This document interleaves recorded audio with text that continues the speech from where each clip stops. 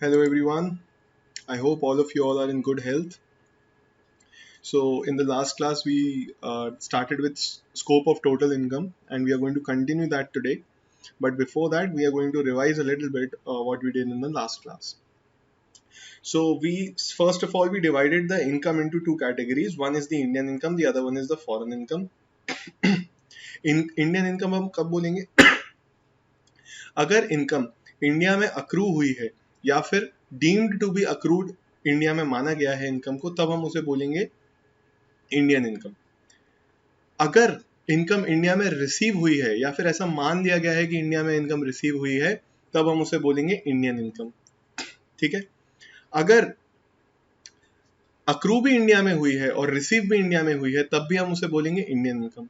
तो फिर ऐसा कौन सा सिनेरियो बच जाता है जहां पर हम बोलेंगे कि वो इनकम इंडियन इनकम नहीं है? या फिर ऐसा कौन सा सिनेरियो है मैं बोल सकता हूं कि आप बोलोगे कि इनकम इंडियन इनकम नहीं, इंडियन वो इनकम फॉरेन इनकम है? तो वो सिनेरियो कौन सा है जब इनकम अक्रू भी इंडिया से बाहर हुई है और रिसीव भी इंडिया से बाहर हुई है, मतलब दोनों चीजें इंडिया से बाहर हुई हैं, इंडिया से उस इनकम का कोई रिलेशन नहीं है, तब हम बोलेंगे कि वो फॉरेन इनकम है। एक इंपॉर्टेंट बात मैं आपको बता देता हूँ, ये जो इंडियन इनकम और फॉरेन इनकम वाला कॉन्सेप्ट है, ना तो ये आपको किसी और बुक में मिलेगा, ना ही आपको ये इनकम टैक्स एक्ट में मिलेगा। This is not even a concept. ये मैंने आपको इस सब्जेक्ट को आसान बनाने के लिए, इस टॉपिक को आसान बनाने के लिए ये बनाया है कॉन्सेप्ट, तब ताकि आपको क्लैरिटी आ पाए। यही टॉपिक को आप एक बार बुक से पढ़ के देख लीजिएगा, अपना जो आईसीआईसीआई का मॉड्यूल है उसे पढ़ के देख लीजिएगा, आपको समझ आ जाएगा कि मैंने ऐसा क्यों किया। ठीक है। कंक्लूजन सेम निकल कर आएगा, बस मैंने आपको समझाने के लिए एक तरीका डिवाइस कर दिया है। This will make it easy for you, right? तो कहीं भी आप इंडियन इनकम या फॉरेन इनकम वर्ड यूज नहीं करेंगे। जैसे कि हमने आपको लास्ट क्लास में याद होगा कि जो एग्जाम्पल्स हम कर रहे थे, तो उसमें लिखा हुआ आ रहा था कि इनकम इंडिया में रिसीव हुई है, इनकम इंडिया में अक्रू हुई है। ना तो इनकम इंडिया में रिसीव हुई है, ना ही इंडिया में अक्रू हुई है। तो क्वेश्चंस भी ऐसे ही आएंगे, आपको आंसर भी इन्हीं के बेसिस पे देना है। ठीक है ना? तो आप इन वर्ड्स का कहीं यूज मत कीजिएगा, बट याद करने के लिए दिस इज इंपॉर्टेंट। तो हमने जब ये डिवाइस कर लिया कि क्या कौन सी इनकम इंडियन इनकम है और कौन सी इनकम फॉरेन इनकम है, उसके बाद हमने क्या किया? उसके बाद हमने देखा कि रेजिडेंशियल स्टेटस और इस इनकम को कंबाइन कर देंगे तो क्या इफेक्ट आता है। तब हमने बात की थी कि इंडियन इनकम जो है वो हर सिनेरियो में टैक्सेबल होती है इन इंडिया। आरओआर है तो भी टैक्सेबल होगी, आरएनओआर है तब भी टैक्सेबल होगी, नॉन रेजिडेंट है तब भी टैक्सेबल होगी। लेकिन जब फॉरेन इनकम है, उस केस में हमने देखा था कि आरओआर के केस में तो वो इनकम इंडिया में टैक्सेबल होगी, एनआर के केस में वो इंडिया में कभी टैक्सेबल नहीं होगी, और आर एनओआर के केस में वो सिर्फ दो केसेस में, only in two cases the income will be taxable in India. And what are those two cases? These two cases are when the income is from a business source or the income is from a professional source. इन दोनों में से या तो वो business income है या professional income है, और बिजनेस अगर इनकम है तो उसका कंट्रोल इंडिया में है। प्रोफेशन से अगर इनकम आ रही है तो उसका जो सेटअप है वो इंडिया में है। तभी जाके तभी जाके इन दोनों इनकम को आर एनओआर के केस में टैक्सेबल किया जाएगा, अदरवाइज वो टैक्सेबल नहीं होंगे। करेक्ट है सर? बिल्कुल सही। तो अगर सर हमारी सैलरी की इनकम है आर एन ओ आर की, फॉरेन इनकम है सैलरी की, मतलब रिसीव बाहर हुई है और अक्रू भी बाहर हुई थी, और resident but not ordinarily resident है वो पर्सन, तो उस केस में उस इनकम को टैक्सेबल इन इंडिया करेंगे क्या? नो। क्यों नहीं करेंगे सर? पहली बात तो वो फॉरेन इनकम है। पहला स्टेप क्या है? इंडियन इनकम है फॉरेन इनकम? Foreign income. क्यों इनकम फॉरेन है? क्योंकि अक्रू भी बाहर हुई है और रिसीव भी बाहर हुई है। ठीक है सर। फिर आर एनओआर के केस में टैक्सेबल होगी क्या इंडिया में? नहीं होगी। क्यों नहीं होगी? क्योंकि बॉस ना तो वो बिजनेस इनकम है, ना वो प्रोफेशनल की इनकम है, वो सैलरी इनकम है। ठीक है ना? तो only business income and profession income which are controlled, and that particular business और profession is being controlled in India और it has been set up in India, only in these two cases the foreign income of our NOR is taxable in India. Otherwise, no income is taxable in India in case of our NOR. ठीक है? फिर हमने इसका crux निकाला था कि Indian income जो है बॉस, वो तो हर केस में टैक्सेबल होगी ही इंडिया में, irrespective of your residential status. आपका रेजिडेंशियल स्टेटस कुछ भी हो, यहाँ देख लीजिए तीनों केस में टैक्सेबल इन इंडिया है, बात खत्म हो गई। तो इससे सिंपल हो जाता है हमारे लिए। फॉरेन इनकम की अगर बात करें, रेजिडेंट के केस में हमेशा टैक्सेबल होगी, सारी इनकम टैक्सेबल होगी, नॉन रेजिडेंट के केस में कभी टैक्सेबल नहीं होगी। RNOR के केस में 2 केसेस में तो टैक्सेबल होगी, बाकी किसी केस में टैक्सेबल नहीं होगी। ठीक है सर, ये याद आ गया लास्ट क्लास का जो हमने किया था। चलिए, इसके बाद हमने एक एग्जाम्पल किया था बहुत बड़ा, जिसमें हमने 10 पॉइंट्स कवर किए थे काफी एक्सटेंसिवली इसे समझा था और काफी क्लैरिटी भी आई थी। तो यहाँ तक का पार्ट कवर है, यहाँ तक के पार्ट पे कॉन्फिडेंस है। अब इसके आगे वाले पार्ट पर चलते हैं। देखिए, अभी एक चीज और बता देता हूँ मैं आपको, अगर लग रहा हो कि ये कितना नया कॉन्सेप्ट पढ़ रहे हैं, कैसे क्या होगा, तो बहुत सिंपल है। दोबारा से वापस चलते हैं। सबसे पहले मैंने आपको क्या बताया? मैंने आपको बताया एक पर्सन का रेजिडेंशियल स्टेटस कैसे निकालना है। मैंने इंडिविजुअल का रेजिडेंशियल स्टेटस बताया और HUF का रेजिडेंशियल स्टेटस बताया और बाकी सबका भी रेजिडेंशियल स्टेटस आपको बताया। तो पहले तो आप ये डिफाइन कीजिए कि वो बंदा रेजिडेंट है या नॉन रेजिडेंट है, वो कंपनी रेजिडेंट है या नॉन रेजिडेंट। जब वो आपने डिफाइन कर लिया सर, उसके बाद आपको यहाँ पर आना है। तो किसी भी क्वेश्चन में या तो अगर आपसे रेजिडेंसी पूछी है, रेजिडेंशियल स्टेटस पूछा है, तो first calculate that and then move forward. And हो सकता है क्वेश्चन में कभी दिया होगी ये तो रेजिडेंट ही है, तो उसके बाद आपको कोई कैलकुलेशन करने की जरूरत नहीं। Then you have to come to the scope of total income. Total income का स्कोप क्या है बॉस? टोटल इनकम का स्कोप क्या है? क्या वो इंडियन इनकम है या फॉरेन इनकम है? स्टेप नंबर 2, इंडियन इनकम है या फॉरेन इनकम है? आप ये डेराइव कीजिए, पहले ये समझिए। तब हमने क्लियर कर लिया सर इंडियन इनकम है। इंडियन इनकम है बॉस, तो सारे केस में टैक्सेबल होगी। फॉरेन इनकम है तो आपको केसेस देखने पड़ेंगे टैक्सेबल होगी या नहीं। बस इतनी सी बात तो मैंने आपसे की है। तो पिछली क्लासेस में अगर देखें तो लग रहा था ये कॉन्सेप्ट थोड़ा टफ है, ये है वो है, बट अभी ग्रिप में आ गया है। अभी हमारी कॉन्सेप्ट ग्रिप में आ गया है, क्योंकि रेजिडेंशियल स्टेटस अलग है, स्कोप ऑफ टोटल इनकम अलग है। इनको दो को सेपरेट करके देखेंगे, स्टेप बाय स्टेप चलेंगे, सारा काम आसान हो जाएगा, सारा काम आसान हो जाएगा। कोई मुश्किल नहीं है, कुछ नहीं है। सही तरीके से करोगे ना तो आसान लगती है चीज। अगर उसी चीज को हैफिजार्ड मैनर में करोगे या बिना किसी प्लानिंग के करोगे तो वो टफ हो जाती है। ठीक है, तो हम एकदम प्लान स्ट्रक्चर में चल रहे हैं, जैसा मैं बता रहा हूँ उस हिसाब से चलेंगे, बहुत आसान लगेगा। जो अगर कोई इसको नहीं समझेगा, इस चीज को अलग वे फॉलो करोगे, मैं गारंटी नहीं ले रहा हूँ आपको नहीं समझ में आएगा, आपके लिए यही चीज टफ हो जाएगी। तो जो क्वेश्चंस मैं भेज रहा हूँ आपको, उसी टाइम, जिस टाइम मैं बोल रहा हूँ, जिस दिन आपने क्लास देखी उसी दिन करेंगे। अगर आपने 1 2 3 दिन डिले कर दिया, उसको चला गया कॉन्सेप्ट, हाथ से चला गया। फिर से क्लास देखोगे, फिर से अपना टाइम वेस्ट करोगे। कुछ लोग स्टूडेंट मेरे से बोलते हैं, अभी जब मैं टेस्ट ले रहा था, कि सर आपने क्लास पब्लिक, वो क्लास प्राइवेट कर दी आपने, आप दोबारा से ओपन कर दीजिए। बच्चे, this is a facility which is there for you. I am not going to say कि क्लास मत देखो, ऐसा भी मैं कभी नहीं करूंगा कि क्लास पब्लिक नहीं करूंगा, लेकिन क्लास दोबारा देखना is not a good habit. जितना कम हो सके ऐसा किया करो। अगर बहुत ज्यादा जरूरत पड़ रही है तब क्लास दोबारा देखो, क्योंकि अगर फेस टू फेस होती तो आपके पास ये फैसिलिटी नहीं होती। अच्छी बात है फैसिलिटी, उसका यूज भी कीजिए, बट इसे आदत मत बना लीजिए, क्योंकि अगर ऐसा आप करोगे तो फर्स्ट टाइम जब आप क्लास देखते हो आप उतने अटेंटिव होकर नहीं देखोगे, क्योंकि हमारे पास बाद में क्लास देखने का ऑप्शन है। उसको एक रिविजन के तौर पे देख रहे हो, दैट इज गुड, बट आप ऐसे देख रहे हो, नहीं हम तो बार बार पढ़ लेंगे, दैट्स बैड। ठीक है, आप बिल्कुल 10 बार देखिए, मेरी तरफ से कोई मना नहीं है, बट आप अपना टाइम वेस्ट करते हैं अगर क्लास दोबारा देखते हैं तो। पहली ही बार में कॉन्सेप्ट को समझो, उसी टाइम प्रैक्टिस करो, दोबारा देखने की जरूरत ही ना पड़े क्लास को।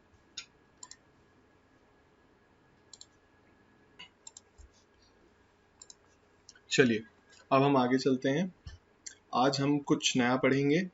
हमने अभी तक ये बात कर ली कि income accrued and arise in India, या फिर income deem to be accrued arise in India अगर होगी तो क्या कॉन्सिक्वेंसेज होंगे उसके, उसको इंडियन इनकम मानेंगे। रिसीव्ड और डीम टू बी रिसीव्ड की बात कर ली, उसे इंडियन इनकम मानेंगे। बट हमने ये बात नहीं की कि कब इनकम को बोला जाएगा कि वो अक्रूड और अराइज इन इंडिया है, कब इनकम को बोला जाएगा कि वो रिसीव्ड इन इंडिया है, कब इनकम को बोला जाएगा कि वो डीम टू बी रिसीव्ड है या फिर deem to be accrued in India है। तो आज हम जितना भी टॉपिक पढ़ेंगे वो सब इसके बारे में ही बात करेंगे। ये जो 2 हेड्स हमने यहाँ पर देखे हुए हैं, इन्हें हम डिफाइन करेंगे, बस दैट्स इट। और मैं आपको बताऊं, इस चैप्टर में सिर्फ यही बचा हुआ है। आप जैसे ही इन चारों हेड्स को डिफाइन कर लेंगे, ये चैप्टर खत्म।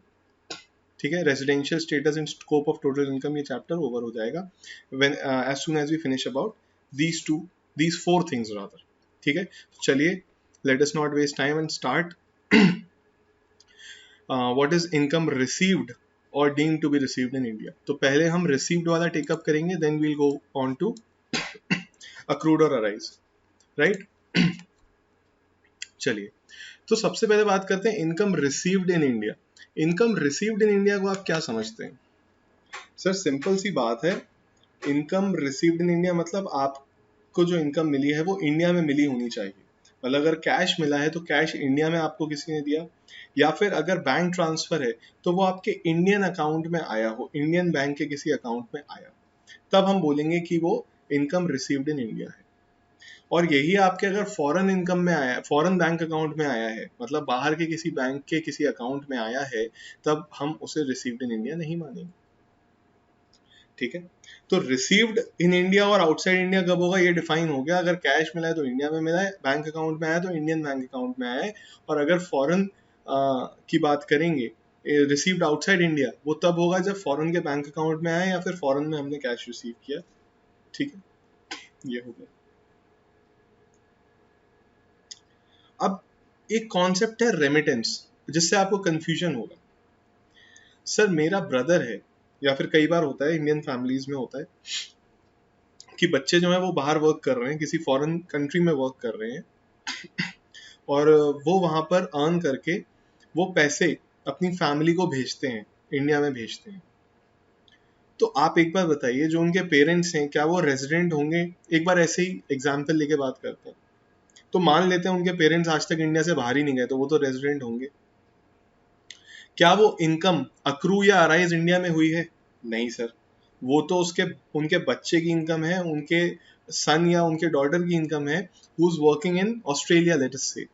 तो वो ऑस्ट्रेलियन डॉलर्स में अर्न कर रहे हैं, तो ये अक्रू अराइज तो नहीं हुई, क्योंकि वो बाहर वर्क कर रहे हैं। ठीक है, लेकिन सर पैसे आ तो रहे हैं इनके पास इंडिया में, ये जो मनी है वो रिसीव्ड इन इंडिया है। मैं बोल रहा हूं नहीं, that income is not received in India, that income will be said to be remitted to India. Sir ये क्या मतलब है? What is the difference between received and remitted? जब मैं रिसीव्ड बोलता हूं, इनकम रिसीव्ड इन इंडिया या deemed to be sorry income received in India या फिर deemed to be received in India, तो मैं पहले रिसीट की बात कर रहा हूं, the first time income is received. जब पहली बार इनकम आई तो वो कहां आई, ये देखना है आपको। अगर उसके आने के बाद, पहली बार आने के बाद कहीं आप ट्रांसफर कर देते हो, that will not amount to receive, that will not amount to receipt, that will be called remittance. उसे रेमिटेंस बोला जाता है। जैसे लेटेस्ट सपोज आपने बाहर अपनी कोई प्रॉपर्टी है, वो किसी को, फॉरेन कंपनी को आपने रेंट पर दे दी थी, उस फॉरेन कंपनी ने अगर आपके इंडियन बैंक अकाउंट में रेंट के पैसे ट्रांसफर किए, तो that will be said to be income received in India. लेकिन अगर उस फॉरेन कंपनी ने वो पैसे आपके फॉरेन बैंक अकाउंट में ट्रांसफर किए और फिर आपने बोला वहां पर किसी को कि वो फॉरेन बैंक अकाउंट से आप मेरे इंडियन बैंक अकाउंट में ट्रांसफर कर दीजिए, that income will not be said to be income received in India, that income will be remitted to India. Remitted मतलब समझ गए, पहली बार तो बाहर रिसीव की, लेकिन फिर बाद में कुछ टाइम बाद इंडिया में ट्रांसफर कर ली, इसे बोलते हैं रेमिटेंस। तो हमें टैक्स किस पर लगाना है इंडिया में? Only income which is received in India. Received मतलब पहली बारी जब इनकम आई अपने सोर्स से, जब सोर्स से इनकम चली तो हमारे पास ही आई, इंडिया में ही आई वो।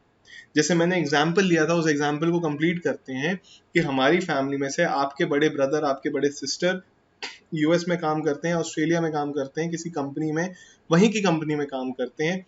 क्या उनकी इनकम अक्रूड अराइज्ड इन इंडिया है? नो। लेकिन वो इनकम आपको वो भेज देते हैं, जैसे ही उनको मिलती है, अपना जितना भी एक्सपेंस और सेविंग्स होता है उसके बाद एक पर्टिकुलर अमाउंट हर महीने कुछ $200 $300 आपको इंडिया में भेज देते हैं। तो मैं आपसे पूछ रहा हूँ, वो जो $200 $300 या $500 आपको भेजे जाते हैं, वो इनकम रिसीव्ड इन इंडिया कहलाएगी क्या? नो, क्योंकि वो फर्स्ट टाइम आपको नहीं मिल रही है। That will be said to be income remitted to India. ठीक है, पहली बार किसे मिली थी? आपके ब्रदर या आपके सिस्टर को मिली थी, तो वो रिसीव्ड इन इंडिया थी क्या? No, that was received in Australia और US, whatever. So that income will that income be taxed in India? No, that income will not be taxed in India because that was received outside India, that was accrued outside India, it was foreign income. Okay, remittance पे tax नहीं लगता boss, ठीक है. अच्छा, recipient कौन था उस income का, ये भी देख लीजिए. आप कहें कि सर हम तो रेजिडेंट हैं, हमें जो यहाँ पर जिसको इनकम मिली है, सर हम तो रेजिडेंट हैं और रेजिडेंट के लिए तो फॉरेन इनकम भी टैक्सेबल होती है, लेकिन वो तो आपके लिए इनकम ही नहीं है बॉस. उसका रिसिपिएंट कौन है? उसका रिसिपिएंट कौन है? आपका ब्रदर है या आपकी सिस्टर है. सो उनके लिए देखा जाएगा. सिर्फ रेमिटेंस होने पर इनकम नहीं मानी जाती. ठीक है ना, क्लियर है बॉस? चलिए अब देखते हैं यहाँ पर. इनकम रिसीव्ड और deemed to be received in India will be taxable in India irrespective of residential status. अगर रिसीव्ड प्रूफ कर दिया इंडिया में हुई है तो टैक्स लगेगा, चाहे आरओआर हो, आरएनओआर हो या फिर नॉन रेसिडेंट हो. अगर प्रूफ कर दिया deemed to be received in India है, तब तो टैक्स लगेगा ही किसी भी सर्कमस्टांसेस में. सर अक्रूवल बाहर हुआ है, अक्रूवल कहीं भी हो, हमने पढ़ा था वेदर रिसीव्ड और accrued in India it will be taxable. इसे वो इंडियन इनकम बन जाती है. ठीक है, तो रेजिडेंशियल स्टेटस क्या है उससे फर्क नहीं पड़ता, प्लेस ऑफ अक्रूवल क्या है उससे फर्क नहीं पड़ता. इनकम रिसीव्ड और deemed to be received in India को हम टैक्स लगाएंगे, हर बार लगाएंगे, हर किसी के केस में लगाएंगे. लेकिन पहले ये प्रूफ करना पड़ेगा whether it has been received और deemed to be received in India और नॉट. तो रिसीव्ड मैंने आपको बता दिया क्या होता है. जो पहली बार पैसा आता है वो आपके पास आया क्या? सोर्स ऑफ इनकम से. सोर्स ऑफ इनकम क्या है? अगर किसी कंपनी ने आपकी जगह रेंट पर ली हुई है फॉरेन में, फॉरेन में आपकी लैंड है, वो किसी कंपनी ने रेंट पर लिया, फॉरेन कंपनी नहीं, वो पहली बार आपको पैसा भेज रहा है क्या? हाँ सर भेज रहा है. वो डायरेक्टली हमारे अकाउंट में ट्रांसफर करता है, हमारे इंडियन अकाउंट में ट्रांसफर करता है. रिसीव्ड इन इंडिया, टैक्स लग जाएगा बॉस. लेकिन वो हमारे फॉरेन के बैंक अकाउंट में, हमारा बच्चा बाहर पढ़ रहा है या फिर हमारा कोई रिलेटिव है बाहर, वो इनकम उसे मिल जाती है, उसके अकाउंट में चली जाती है, फिर वो हमें भेज देता है. That will be called remitted to India, not received. ठीक है बॉस, या आपके ही किसी फॉरेन अकाउंट में है वो इनकम. ठीक है, क्लियर है. रेमिटेंस और रिसीट के बीच का डिफरेंस देख लेते हैं, एक बार पढ़ लेते हैं क्या है. The receipt of income means only the first time, first time the recipient received the income. मतलब जो recipient है, जब पहली बार वो इनकम को रिसीव करेगा उसे ही हम रिसीट बोलेंगे. अदरवाइज उसके बाद अगर इनकम को आप रिसीट के बाद, after the receipt, if the income is transferred, remitted या ट्रांसमिटेड टू अनदर पर्सन और place, it does not constitute to receipt. आपके ब्रदर ने, वो रिसिपिएंट था, उसने पहली बार वहां पे रिसीव किया, उसके बाद आपको ट्रांसफर कर दिया या सम रेमिट कर दिया, उसे रिसीट नहीं बोलेंगे. बोलना चाहिए कि आप लॉजिकली सोचिए, ये तो मैं आपको लॉ पढ़ा रहा हूं, आप लॉजिकली सोचिए. क्या वो आपकी इनकम है? क्या आप उस पर टैक्स देंगे? अच्छा एक चीज और पूछता हूँ आपसे, ये छोड़ो. आपका ब्रदर या आपकी सिस्टर वहां पे वर्क कर रहे हैं, ही इज वर्किंग और ही और she is working in a foreign company, ठीक है, in United States of America और Australia. They are earning there, वो वहां के रेजिडेंट होंगे. क्या वो उस इनकम पे वहां पर टैक्स देंगे? Obviously. And if they are going to give tax on that income over there, do you think they will ask you to, in India वो बोलेंगे कि ये इस पर टैक्स दोबारा दो? वो वहां पर टैक्स दे देंगे, उसका वो खत्म हो जाएगा. उसके बाद वो उस पैसे का क्या करें? वो घर लें, वहां पर गाड़ी लें, कुछ नहीं लें, या आपको पैसे भेज दें, बस उस इनकम पर टैक्स लग गया, अब उस इनकम पर टैक्स नहीं लगेगा. ठीक है सर, कोई problem?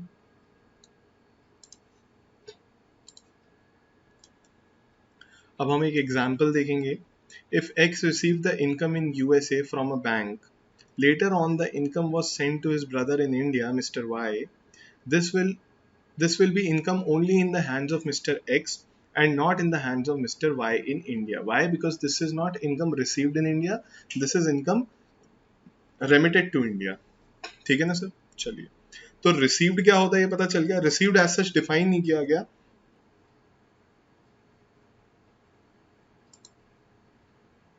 Received in India, income received in India को ऐसा डिफाइन नहीं किया गया एक्ट में, but I have told you that if the income is received in India और in Indian bank account, then it is said to be India income received in India. ठीक है, तो अब ये क्लियर हो गया। Now let us move on to the second topic which is income deemed to be received in India. अब हम बात करेंगे deemed to be received in India. Actually वो इंडिया में रिसीव नहीं भी हुई होगी, तब भी वो income deemed to be received in India मानी जाएगी। Contribution in excess of 12% of salary to recognized provident fund or interest credited in excess of 9.5% per annum। अब ये आपको क्या होता है, ये सब आपको पता ही नहीं है। ये सैलरी जब हम पढ़ेंगे चैप्टर तो उसमें डिस्कस करेंगे, लेकिन मैं आपको एक चीज बता देता हूँ, थोड़ी सी हिंट दे देता हूँ, बट आपको डिटेल में तभी समझ आएगा। सैलरी की इनकम हम जब टॉपिक आएगा तब देखेंगे। तो सैलरी की इनकम कब मानी जाती है? When there is a relationship of employer and employ. ठीक है, तो क्या होता है, आपको जो सैलरी मिलती है उसका, जैसे आपने सुना होगा कितनी सैलरी है, 1 लाख रुपए महीना, 2 लाख रुपए महीना सैलरी है, बट एक्चुअली उस 1 लाख रुपए के ना कई सारे कंपोनेंट्स होते हैं। उसमें बेसिक सैलरी भी होता है, कई सारे अलाउंसेस होते हैं, जैसे house rent allowance, travel allowance, इस टाइप के काफी सारे एंटरटेनमेंट अलाउंस, तो ये सारे अलाउंसेस होते हैं। उसमें कई सारे और कंपोनेंट्स भी होते हैं। तो एक कंपोनेंट उसमें से होता है प्रोविडेंट फंड का। पीएफ आपने कई बार नाम सुना होगा इस चीज का। तो एक्चुअली होता क्या है, जितनी भी आपकी सैलरी होती है उसका एक फिक्स परसेंटेज कंट्रीब्यूशन आपकी साइड से गवर्नमेंट को जाता है। गवर्नमेंट को नहीं जाता, बेसिकली एक गवर्नमेंट का रिकग्नाइज प्रोविडेंट फंड है। बेसिकली गवर्नमेंट ने, आप ऐसे समझ लीजिए, ऐसे सिंपल तरीके से गवर्नमेंट ने एक फंड बनाया हुआ है। फंड मतलब एक तरह से एक स्कीम बनाई हुई है। गवर्नमेंट बोलती है आपकी सैलरी से हर बार एक फिक्स परसेंटेज कटेगा और उस फंड में जमा हो जाएगा। तो सर गवर्नमेंट क्या हमसे टैक्स की तरह लेती है क्या ये प्रोविडेंट फंड की आपकी सैलरी से कटा और उस फंड में जमा हो गया? नो, ये एक तरह से आपका इन्वेस्टमेंट होता है जो गवर्नमेंट बोलती है कंपल्सरीली आपको करना पड़ेगा। सर ये क्या बात हुई? यही बात हुई सर। गवर्नमेंट बोलती है कि फॉर एग्जाम्पल आपका जो सैलरी है उसमें से 12% आपका जो सैलरी है उसका 12% पीएफ अकाउंट में जाएगा ही जाएगा।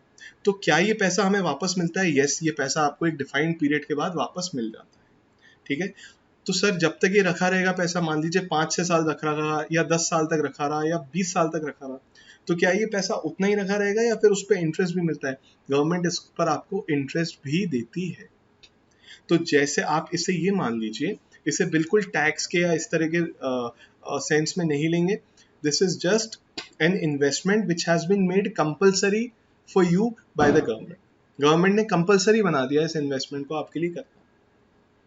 तो एक तरह से आपकी सैलरी का 12% उस पीएफ फंड में चला गया।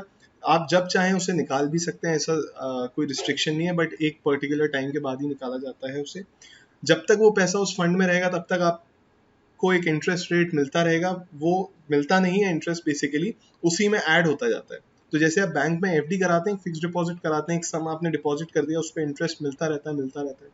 वैसे ही रिकग्नाइज प्रोविडेंट फंड एक गवर्नमेंट का फंड होता है, उसमें आप जमा करा दीजिए। मतलब आपको कराने नहीं पड़ते, आपका एम्प्लॉयर अपने आप आपकी सैलरी में से डिडक्ट कर लेता है उतना अमाउंट और जमा करा देता है। सर ऐसा क्यों किया जाता है? बॉस ऐसा इसलिए किया जाता है कि गवर्नमेंट को शुरू से ही, from the very beginning, government want you to invest, government wants you to save. लेकिन आपको अगर 1 लाख रुपए भी दे दिया जाए ना, तो आप 1 लाख रुपए खर्च कर सकते हैं एक महीने में। You will not save a penny for yourself. But government knows that today you are working, you have job security, आपकी जॉब भी लगी हुई है, आप यंग हैं, आप में एनर्जी है, आप अभी काम कर सकते हैं। लेकिन there is going to come a time when you will retire, और रिटायर होने के बाद आपको आपकी पैसे की अर्न करने की कैपेसिटी खत्म हो जाएगी। फिर आपके पास जो भी सेविंग्स है, जो भी कुछ होगा, उसी पर आप डिपेंडेंट हो जाएंगे, and you will work, you will basically lead your life, अपनी लाइफ आप उसी के सहारे स्पेंड करेंगे। ठीक है, तो गवर्नमेंट हमेशा प्रमोट करती है। सर अगर हम नहीं चाहें ऐसा हो, हम नहीं पीएफ में जब डिपॉजिट करना चाहें, you do not have the option, वो डिपॉजिट कराना पड़ता है। एक मजे की बात और बताता हूँ, जितना परसेंटेज आपकी सैलरी से कटता है उतना ही परसेंटेज आपका एम्प्लॉयर, या उतना ही परसेंटेज या उतने ही अमाउंट आपका एम्प्लॉयर भी कंट्रीब्यूट करता है आपके फंड में। मतलब अगर मान लीजिए आपकी सैलरी से 10,000 रुपए पीएफ के लिए कटे, तो 10,000 रुपये एम्प्लॉयर भी डिपॉजिट कराता है उसमें, 10,000 रुपये एम्प्लॉयर भी आपका डिपॉजिट कराता है, तो यह आपके लिए बहुत अच्छी स्कीम रहती है। ठीक है, तो सर यहाँ पे इसका पूरा कॉन्सेप्ट का यहाँ पे क्या फायदा हुआ, ये देखिए उसने, अब हमें कॉन्सेप्ट समझ में आ गया what is PF. Now we are going to see what are they trying to say. ये कह रहे हैं contribution in excess to 12% of salary to recognise provident fund. मतलब अगर आपने 12% से ज्यादा का अमाउंट आपकी सैलरी का डिपॉजिट किया है रिकॉग्नाइज प्रोविडेंट फंड में इंडिया के, तो उसे deemed to accrue arise in India मान लिया जाएगा, sorry deemed to be received in India मान लिया। ठीक है, या फिर आपके उस पीएफ अकाउंट में 9.5% से ज्यादा का इंटरेस्ट क्रेडिट हो गया है, तो उसे क्या मान लिया जाएगा, deemed to received in India मान लिया जाएगा, deemed to be received in. ठीक है, तो हमें ज्यादा उसमें नहीं जाना, अगर ज्यादा उसमें जाओगे कंफ्यूज होगे। ठीक है, ये सैलरी चैप्टर जब हम करेंगे तब डिटेल में बात होगी इसके बारे में, तब आपको और अच्छे से समझ आ जाएगा। बट अभी के लिए फिलहाल इतना याद कर लीजिए कि रिकॉग्नाइज प्रोविडेंट फंड में अगर 12% से ज्यादा का सैलरी का अमाउंट डिपॉजिट हुआ, कंट्रीब्यूशन गया हमारा, तो उसे deem to be received in India मान दिया जाएगा। या फिर 9.5% से ज्यादा का इंटरेस्ट हमें रिसीव हुआ, तो उसे deem to be received in India मान दिया जाएगा। ठीक है, चलिए sir. Contribution by the central government or any other employer in the previous year under a pension scheme। तो अगर कोई भी ऐसा पर्सन है, देखिए बेसिकली ये किसके लिए कर रहे हैं सर, आप सोचिए ये रेसिडेंट के लिए करेंगे क्या, आरओआर है कोई इंडिविजुअल, उसके लिए ये रूल बनाया होगा क्या, सोच के देखो एक बार। सर आरओआर के लिए ये रूल नहीं बनाया, मतलब रूल ऐसा लिखा नहीं हुआ कि आरओआर पे लगेगा या उस पे लगेगा या उस पे लगेगा, बट मैं आपको एक एनालिसिस करके बता रहा हूँ। क्यों सर, आरओआर की तो कोई भी इनकम हो ना, वो इंडिया में टैक्सेबल होती ही है, ये तो हमने पढ़ लिया था, राइट। तो ये रूल किसके लिए बनाया है, नॉन रेजिडेंट और आरएनओआर के लिए बनाया बॉस। मतलब नॉन रेजिडेंट अगर इंडिया में कोई काम करके गया है कुछ, या फिर इंडिया में उसे कोई सैलरी रिसीव हो रही है, ठीक है, और रिसीव भी उसे बाहर हो रही है मान लो, तो अक्रूड भी नहीं है इंडिया में, रिसीव्ड भी इंडिया में नहीं है। ठीक है, बाहर रिसीव हो रहा है, लेकिन वो उसका जो एम्प्लॉयर है वो इंडिया में है, या जिसने भी उसे वो पैसे दिए हैं वो इंडिया से दिए हैं, तो उस केस में उसने अपना जो पीएफ में है वो 12% से ज्यादा का अमाउंट कंट्रीब्यूट किया है, तो हम बोल रहे हैं वो जो एक्सेस अमाउंट है ना वो इंडिया में रिसीव्ड मान लिया जाएगा। 9.5% से ज्यादा का अगर इंटरेस्ट लगा तो इंडिया में रिसीव मान लिया जाएगा। सेम गोज अगर कोई सेंट्रल गवर्नमेंट है या फिर कोई और एम्प्लॉयर, एक स्कीम होती है एनपीएस की स्कीम ना, 80 सीसीडी में जिसका रेफरेंस है, ये एक पेंशन स्कीम होती है। अगेन फिर वही बात आ गई, इन्वेस्टमेंट का एक सोर्स है, इन्वेस्टमेंट का एक जरिया है। तो उसमें अगर पैसे जमा कराए सेंट्रल गवर्नमेंट ने या आपके एम्प्लॉयर ने उस पेंशन स्कीम में, तो वो मान लिया जाएगा कि deemed to be received in India है।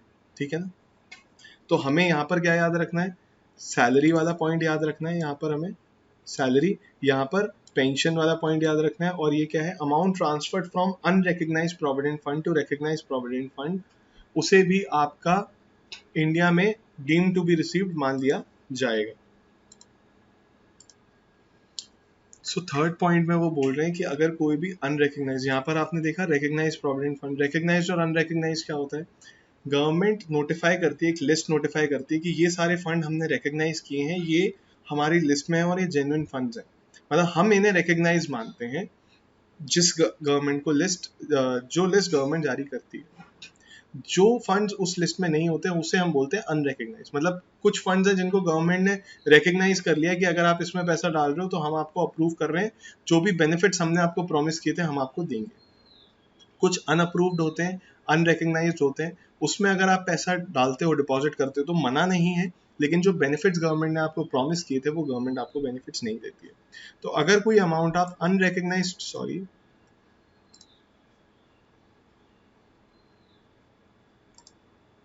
कोई फंड आप अनरिकग्नाइज्ड प्रोविडेंट फंड से, अनरिकग्नाइज्ड प्रोविडेंट फंड से रिकग्नाइज्ड प्रोविडेंट फंड में ट्रांसफर कर रहे हैं, तो वो भी deemed to be received in India मान दिया जाएगा। तो हमने क्या तीन चीजें पढ़ी सर, रिसीव्ड तो हमें समझ आ गया, डायरेक्टली हमारे अपने बैंक अकाउंट में आएगा इंडिया में, तब रिसीव्ड इन इंडिया माना जाएगा। Deemed to be received in India क्या है, अगर सैलरी मिलती है और उसमें आप 12% से ज़्यादा कंट्रीब्यूशन करते हो पीएफ में, या फिर 9.5% से ज़्यादा का आपको इंटरेस्ट मिलता है उस पीएफ के फंड के एक्यूमुलेशन में, तो वो deem to be received in India मान लिया जाएगा। अगर सेंट्रल गवर्नमेंट कंट्रीब्यूट करती है, आपका एम्प्लॉयर कंट्रीब्यूट करता है, कोई पेंशन स्कीम है 80CCD की, नेशनल पेंशन स्कीम है वो, बेसिकली एनपीएस जो आपने नाम सुना होगा, उसमें अगर सेंट्रल गवर्नमेंट कंट्रीब्यूट कर रही है, आपका एम्प्लॉयर कंट्रीब्यूट कर रहा है आपके लिए, तो उसे भी deemed to be received in India मान लिया जाएगा। ठीक है। अगर कोई फंड, आपका कोई अमाउंट आपने अनरिकग्नाइज्ड प्रोविडेंट फंड से रिकग्नाइज्ड प्रोविडेंट फंड में ट्रांसफर कर लिया, तो उसे भी हम क्या मानेंगे, deemed to be received in India मान लेंगे। ठीक है ना। तो यहां पर आपका इनकम रिसीव्ड और deemed to be received clear हो गया। अब हमारा क्या बचा है सर? अब हमारा इनकम अक्रूड और deemed to be accrued in India बचा है। बस हमारे ये दो टॉपिक खत्म होंगे, उसके बाद हमारा ये चैप्टर ओवर हो जाएगा। अब बेटा इसमें ऐसा है कि ये जो मैंने आपको समझाया ना अभी आपको लग रहा होगा सर इतना ग्रिप में नहीं आया, ये एक्चुअली सैलरी चैप्टर की चीजें हैं। वहां पर हमें पूरा सैलरी का ब्रेकअप आपको बताना पड़ेगा, तो उसके बाद एक धीरे धीरे करके आपको एक एक चीज बतानी पड़ेगी। अब है क्या कि ये पहले ही चैप्टर में आ गया है, इसके बाद एक और चैप्टर आता है, income which do not form part of the total income. उसे मैं आपको इसके बाद नहीं कराऊंगा, मैं इसके बाद आपके हेड्स चालू कर दूंगा, क्योंकि अगर मैंने आपको उसे कराना स्टार्ट कर दिया तो फिर से वही कंफ्यूजन होगा, अलग अलग हेड्स का उसमें रेफरेंस होता है और मुझे पूरी कहानी दोबारा से बतानी पड़ेगी और वो आपको समझ में भी नहीं आएगी। तो कई बार कई चीज़ें जो होती हैं वो दूसरे से इंटरकनेक्टेड हैं, वो आपको तभी समझ में आएंगी जब हम वो टॉपिक फुल फ्लेजेडली कर लेंगे। तो अभी के लिए इसे बस याद कर लीजिए ऐसे ही। लग रहा है कि सर प्रॉब्लम आएगी, तो अभी हम बहुत सारे क्वेश्चन इस पर प्रैक्टिस करेंगे। Do not worry, with in 4 to 5 days, in the next 4-5 days ये पूरा का पूरा टॉपिक आपके ग्रिप में होगा। Do not worry at all. ठीक है। चलिए इसके बाद हम बात करते हैं इनकम अक्रूड और अराइजिंग इन इंडिया। अब सबसे पहले अक्रूवल आपने सुना होगा, हमें पता भी है, वर्ड का मीनिंग भी पता है, what is accrual. Accrual basis पर अकाउंटिंग होती थी, हमने कॉन्सेप्ट पढ़ा है। तो फिर भी एक बार let us see what is the meaning of accrual. Accrual, it means the right to receive the income. मेरा इनकम पर राइट आ गया है रिसीव करने का। हो सकता है मैंने इनकम एक्चुअल में रिसीव नहीं की हो, बट मेरा राइट तो एस्टैब्लिश हो गया है उस इनकम को रिसीव करने का। एक क्या होता है, एक मैंने एक्चुअल में पैसा रिसीव कर लिया, एक वो पैसा मेरा राइट आ गया है उस पर रिसीव करने का, रिसीव नहीं हुआ। तो जब मेरा राइट आ जाता है उस इनकम को रिसीव करने का, तो उसे हम बोलते हैं अक्रूवल। इनकम अक्रू हो गई है। आपने पढ़ा होगा income accrued but not received, income received but not accrued. कई बार एडवांस में पेमेंट मिल जाता है, लेकिन क्या वो पेमेंट अभी तक मिलना था? क्या उस जो भी सर्विस या गुड्स आपने डिलीवर किए उसके अगेंस्ट पेमेंट आपको अभी आ जाना था? तो इनकम अक्रू तो नहीं हुई है, लेकिन एडवांस में पेमेंट मिल गया है, तो हम बोलेंगे income received but not accrued. यहां पर हम बोल रहे हैं income accrued but not received, may be received also, but accrued की बात कर रहे हैं हम सिर्फ। अक्रूड मतलब हमारा राइट आ गया है उस इनकम को रिसीव करने का। अगर कल को वो नहीं देगा तो फिर हम उसके ऊपर कुछ प्रोसेस कर सकते हैं। It means the right to receive the income. For example, in case of salary for a particular month, that is January. जनवरी की सैलरी, आप किसी के यहाँ काम कर रहे हैं, आप किसी बड़ी बिग 4 कंपनी में काम कर रहे हैं और आपको इनकम मिली जनवरी मंथ की। It will accrue with every working day of the month. क्या जनवरी की इनकम 1 जनवरी को आपने जॉब पे गए, आप नई जॉब पर गए, 1 जनवरी को आपकी इनकम स्टार्ट हो जाती है, तो क्या 1 जनवरी वाले दिन, 1 जनवरी वाले दिन पूरे महीने की इनकम आपको आपका राइट बन गया क्या पूरे महीने की इनकम लेने का? नहीं। मिलेगी नहीं मिलेगी उसकी बात तो नहीं कर रहा मैं आपके राइट की बात कर रहा हूं। कितना राइट बन गया आपका? सर 1 दिन की इनकम का राइट बना, बस जिस दिन हमने काम किया, जनवरी में हमने काम किया, सिर्फ उसका राइट बना हमारे पास। ठीक है।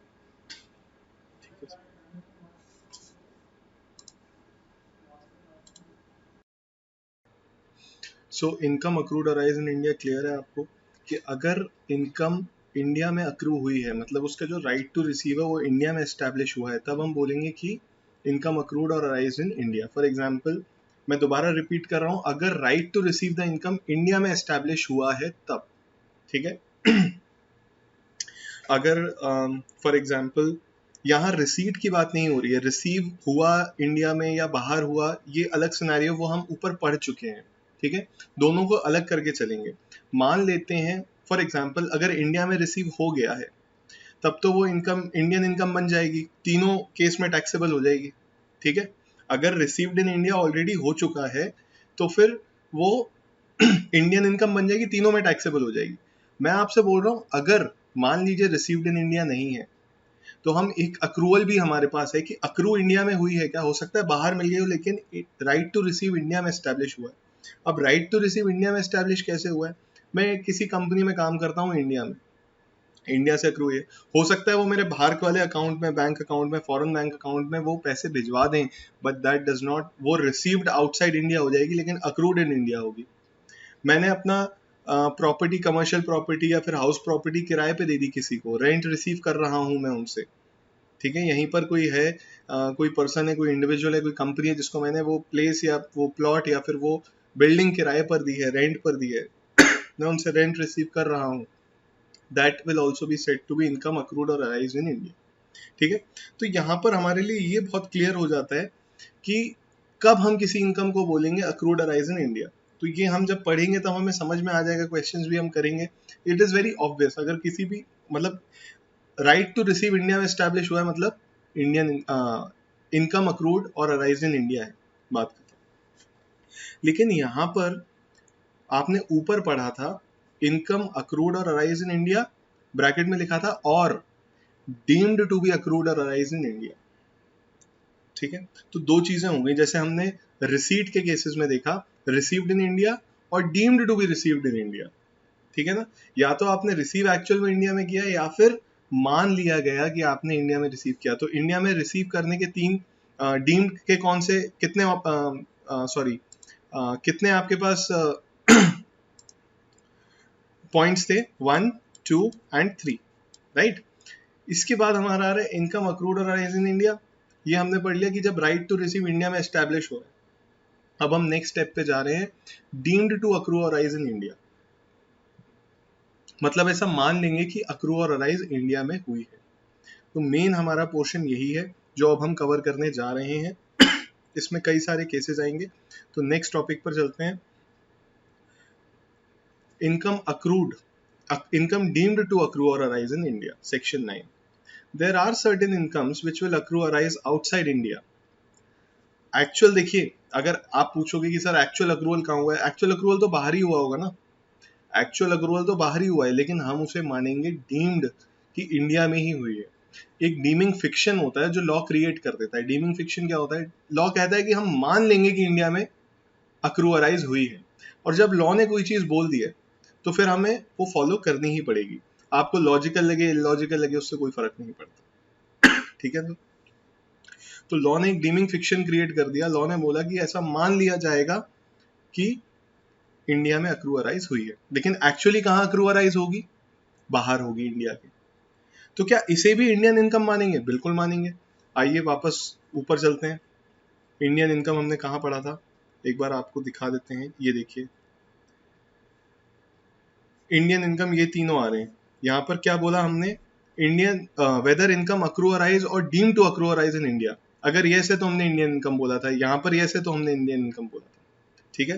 तो या तो अगर अक्रू अराइज इंडिया में ही हुई है या फिर डीम्ड मान लिया कि इंडिया में ही अक्रू अराइज हुई है। मैं बार बार इन चीजों को रिपीट कर तो रहा हूँ, आपको लग रहा होगा क्यों बार बार बोल रहे हैं, मैं आपको याद कराना चाह रहा हूँ, इसलिए आपको बार बार ये चीज में रिपीट करते जा रहा हूँ। जितनी बार मैं बोलूंगा आपके माइंड में वो क्लियर होता जाएगा, आपको पता नहीं चलता लेकिन थोड़ी क्लैरिटी आती जाती है और आपको याद भी होता जाता है, ठीक है। इस चैप्टर को अगर थोड़ा बहुत ऐसा लग रहा है ग्रिप से बाहर जाता हुआ तो डू नॉट वरी, ये चैप्टर एंड होगा, हम इसको समराइज करेंगे, बहुत अच्छे से समराइज करेंगे। Everything will be in your hands, ठीक है, everything will be in your hands. आप इसे ज्यादा से ज्यादा 10 मिनट में पूरा चैप्टर रिवाइज कर लेंगे, डू नॉट वरी। ये हम आज इस क्लास के एंड पे करेंगे या फिर हम नेक्स्ट क्लास की स्टार्टिंग पे करेंगे, ठीक है ना।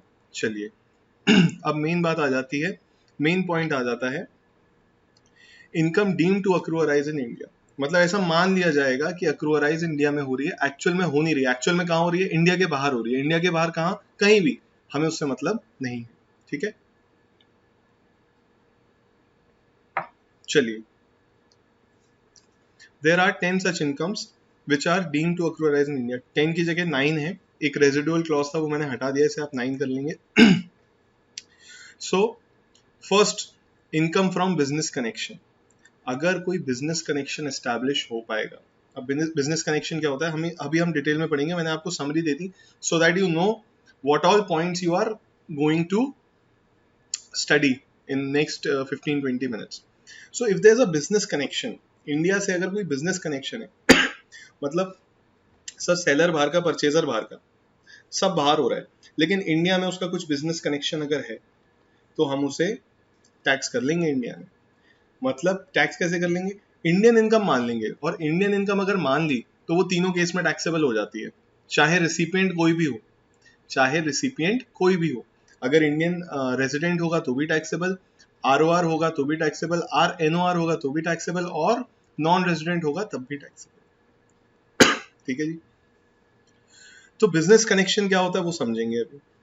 Income through any property asset source of income in India, वो कह रहे हैं कि अगर इनकम का सोर्स कोई एसेट है या फिर कोई प्रॉपर्टी है और वो प्रॉपर्टी और एसेट इंडिया में सिचुएटेड है, तो सप्लायर और रिसिपिएंट बाहर के हो सकते हैं, लेकिन उस इनकम को माना जाएगा कि वो deemed to accrue arise in India है। ठीक है, चलिए। Income through transfer of capital asset in India, मान लीजिए आपके पास कोई कैपिटल एसेट है, मैंने आपसे थोड़ी सी बात की थी कि अगर हम एसेट कोई सेल करते हैं तो उसके ऊपर कैपिटल गेन्स होता है, जो हम कैपिटल गेन्स वाले हेड में जाके उसकी इनकम असेस करते हैं, राइट। मैं ये बोल रहा हूँ कि अगर आपके पास कोई कैपिटल एसेट है और उसको बेचने से आपकी इनकम अर्न हो रही है तो टैक्स तो लगेगा उसमें, बट ठीक है। लेकिन क्या अक्रू अराइज इन इंडिया मानेंगे? देखिए सर, अगर बाहर की प्रॉपर्टी है तो अक्रू अराइज इन इंडिया नहीं मानेंगे, लेकिन इंडिया की प्रॉपर्टी है अगर कोई, अगर कैपिटल एसेट इन इंडिया है तब उसे हम अक्रू अराइज मानेंगे इंडिया में। Income under the head salary, salary की कोई इनकम डराइव कर रहे हो इंडिया से, अक्रू अराइज इन इंडिया मान लिया जाएगा, डीम्ड मान लिया जाएगा। ठीक है। Salary payable abroad by government to the citizen of India, dividend paid by an Indian company, income by way of interest, royalty and technical fees. एक हो गया आपका रॉयल्टी इनकम, फिर हो गया deemed income of gift of money to a non resident of foreign company. ठीक है, याद हो गए, समझ आ गया सर क्या बात कर रहे हो, कुछ समझ में नहीं आया, आप तो बस फटाफट फटाफट बोलते चले गए। तो बस इतना ही है, और इससे आगे मैं नहीं पढ़ा रहा आपको, ठीक है, खुद पढ़ लेना। सर ऐसे मत करो सर प्लीज, मजाक कर रहा हूँ बेटा। अभी तो मैंने सिर्फ आपको हेडिंग्स बताई हैं, अगले 5 से 10 पेजों में हमने डिटेल में डिस्कस किया है इसे। चलिए आइए, now we are going to discuss the above list. अब हम इस लिस्ट को डिस्कस करेंगे, बहुत डिटेल में डिस्कशन होगा with examples. Income from business connection, the following condition should be satisfied, following condition should be satisfied. Tax payer has a business connection in India, जो tax payer है मतलब basically कौन होता है टैक्स पेयर, जो income earn कर रहा है, मतलब बेसिकली जिसे इनकम मिल रही है, जो रिसिपिएंट ऑफ इनकम है उसकी बात कर, तो उसका कोई कनेक्शन होना चाहिए इंडिया से, उसका कोई बिजनेस कनेक्शन होना चाहिए इंडिया। अब बिजनेस कनेक्शन ये वर्ड बहुत बार यूज हो गया, लेकिन इसका मतलब अभी तक हमें नहीं पता, जो अभी हम पढ़ने वाले हैं। By the virtue of such business connection, income actually arises out of India. वो कह रहे हैं उस बिजनेस कनेक्शन की वजह से वो जो इनकम है ना, वो एक्चुअल में बाहर अराइज होती है। मैं तो बिल्कुल मानता हूँ इस बात से, मैं I am 100% in agreement with this thing. Why? क्योंकि अगर एक्चुअली इनकम इंडिया में अराइज हो रही होती तो हम डीम्ड क्यों बोलते, हम डीमिंग फिक्शन क्यों लगाते? तो सबसे पहला हमने क्या बोला था, ये जिस इनकम की हम यहाँ पर बात करने वाले हैं ना, ये अक्रू अराइज तो बाहर होती है एक्चुअल में, लेकिन इसे डीम्ड मान लिया जाता है कि इंडिया में अक्रू अराइज हुई है। सो सबसे पहले बिजनेस कनेक्शन होने के लिए क्या जरूरी है, टैक्स पेयर का कोई बिजनेस कनेक्शन होना चाहिए इंडिया में, और उस बिजनेस कनेक्शन की वजह से जो एक्चुअल में इनकम अराइज हो रही है वो बाहर ही हो रही है। लेकिन बिजनेस कनेक्शन क्योंकि इंडिया का है, बिजनेस कनेक्शन क्योंकि इंडिया में है, हम मान लेंगे कि income is deemed to accrue arise in India.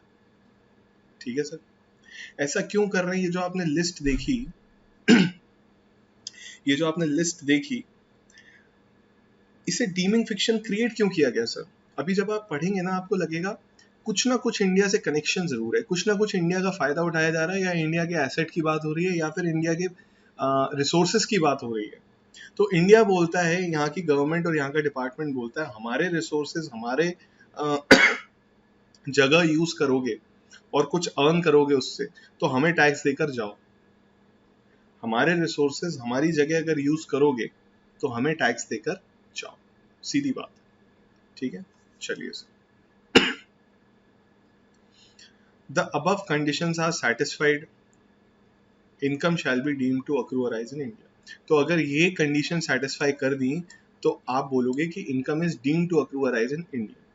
ठीक है, चलिए सर, ये तो सिंपल है। अब ये बता दीजिए बस हमें कि बिजनेस कनेक्शन होता क्या है, कब हम बोलेंगे कि बिजनेस कनेक्शन है और कब हम बोलेंगे बिजनेस कनेक्शन नहीं है। चलिए sir, following factors will constitute a business connection. Business connection की कोई ऐसा डेफिनेशन नहीं दी हुई, ये फैक्टर्स अगर हैं तो हम बोलेंगे कि बिजनेस कनेक्शन है बॉस। और जहां बिजनेस कनेक्शन एस्टैब्लिश हुआ, जहां बिजनेस कनेक्शन एस्टैब्लिश हुआ, वहां हम क्या बोलेंगे, deem to accrue arise in India is equals to Indian income is equals to taxed for all the 3 persons. मैं बार बार क्यों बोल रहा हूं ये, आप समझो इसका इफेक्ट कहां तक जाएगा। अगर छोटा सा बिजनेस कनेक्शन आपने दिखा दिया उस इनकम का, हो सकता है जो पर्सन पेमेंट कर रहा हो वो इंडिया के बाहर हो, जो पर्सन रिसीव कर रहा हो वो इंडिया के बाहर हो, लेकिन कुछ बिजनेस कनेक्शन है इंडिया से उस इनकम का, कुछ बिजनेस कनेक्शन है उस इनकम का इंडिया से, उस पर इंडियन गवर्नमेंट टैक्स रखवा लेगी, चाहे रिसिपिएंट नॉन रेजिडेंट क्यों ना हो, क्योंकि ये जो इनकम है ये इंडियन इनकम बनेगी ऊपर जाके, जो हमने देखा था। और इंडियन इनकम अगर एक बार बन गई तो तीनों केसेस में टैक्सेबल होती है बॉस, भले ही रिसीव आप बाहर करवा देना, एक्चुअली अराइज और अक्रू नहीं हो रही इंडिया में, लेकिन deemed to be accrue arise in India. ठीक है सर, चलो।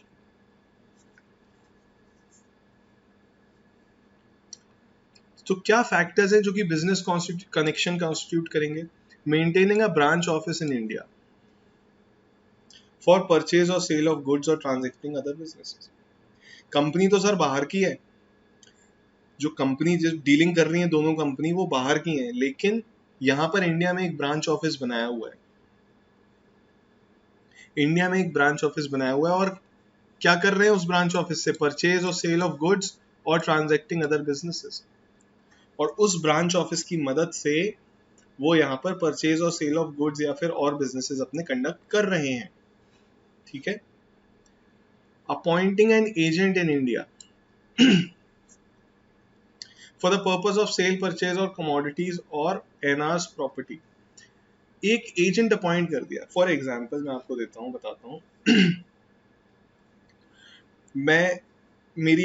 मैं यूएस में रहता हूँ और मेरे जो जिससे मेरा कॉन्ट्रैक्ट हुआ है वो भी यूएस में एक बड़ी कंपनी है। ठीक है, यूएस पेप्सी को यूएस से मेरा कुछ कॉन्ट्रैक्ट हुआ है।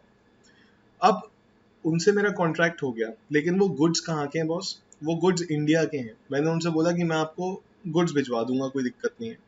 ये कॉन्ट्रैक्ट किसके बीच में हुआ, उसके पेप्सी को यूएस के बीच में और मेरे बीच में। ठीक है, मैं भी नॉन रेजिडेंट हूँ, पेप्सी को भी नॉन रेजिडेंट है। ठीक है, पेप्सी को फॉरेन कंपनी है, नॉन रेजिडेंट हो गई, मैं भी बाहर रहता हूँ, मैं जो रेजिडेंशियल टेस्ट मेरे हुए थे सारे उसमें मैं नॉन रेजिडेंट पाया गया, लेकिन मैं जो उनको गुड सप्लाई करवा रहा हूँ वो मैं इंडिया से करवा रहा हूँ, और इंडिया में मैंने एक एजेंट अपॉइंट कर दिया है, या तो मैंने एक ब्रांच ऑफिस खुलवा दिया इंडिया में, तो कभी भी कोई ऑर्डर जाता है तो मैं अपने ब्रांच ऑफिस को इन्फॉर्म कर देता हूँ, ब्रांच ऑफिस से वो वहां पर डिलीवर कर देते हैं। या फिर मैंने ब्रांच ऑफिस नहीं खुलवाते हुए मैंने क्या करा, एक एजेंट अपॉइंट कर दिया इंडिया में, सेलिंग और बाइंग एजेंट जो होते हैं वो मैंने अपॉइंट कर दिया, और उसके थ्रू मैं बिजनेस करवा रहा हूँ। तो अगर आप बोलेंगे कि आपका कोई ब्रांच ऑफिस है इंडिया में, नहीं है सर, लेकिन मेरा एक एजेंट है, उसके थ्रू मैं उसे एजेंट को फोन कर देता हूँ कि यहाँ पर इसको ये गुड्स भिजवा दो, यहाँ पर इससे ये गुड्स भिजवा दो। हो सकता है वो जो बायर है वो इंडिया का हो सकता है वो बायर अब्रॉड का हो, उससे फर्क नहीं पड़ता। गुड्स कहाँ के हैं, गुड्स इंडिया के हैं, एजेंट कहाँ पे अपॉइंट किया है, इंडिया में अपॉइंट किया। तो आपको बात समझ में आ रही है क्यों टैक्स लगाया है इसके ऊपर, इसलिए टैक्स लगाया बॉस कि गुड्स इंडिया के हैं। आप बाहर बैठ के बिजनेस कर रहे हो उससे कोई मतलब नहीं, आपने एजेंट को अपॉइंट किया ना यहाँ पे, आपने एजेंट तो अपॉइंट किया ना यहाँ पे। ठीक है, तो इसलिए ये हो जाएगा। फिर erecting a factory in India, अगर आप फैक्ट्री इंडिया में बनवा रहे हो, purchase of raw material and processing it to make it suitable for export. अब मैंने क्या किया, मेरे एक पर्टिकुलर क्लाइंट है यूएस में, मैं भी यूएस में रहता हूँ, अभी थोड़ी देर के लिए मान लो, इस चैप्टर के लिए मान लो कि मैं यूएस सिटीजन हूँ, मैं इंडिया में आज तक आया नहीं हूँ, मैंने बस एक बिजनेस अपॉर्चुनिटी देखी इंडिया में कि ये सारे काम मैं इंडिया से बैठ के कर सकता हूँ, ठीक है।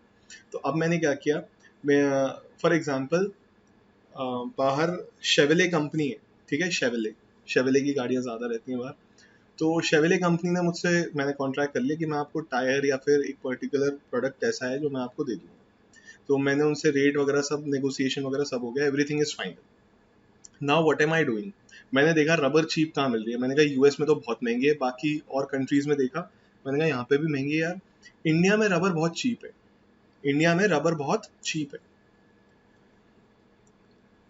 तो अब मैंने क्या किया, पहले 2 पॉइंट भी डिस्कस कर लेते हैं इसमें।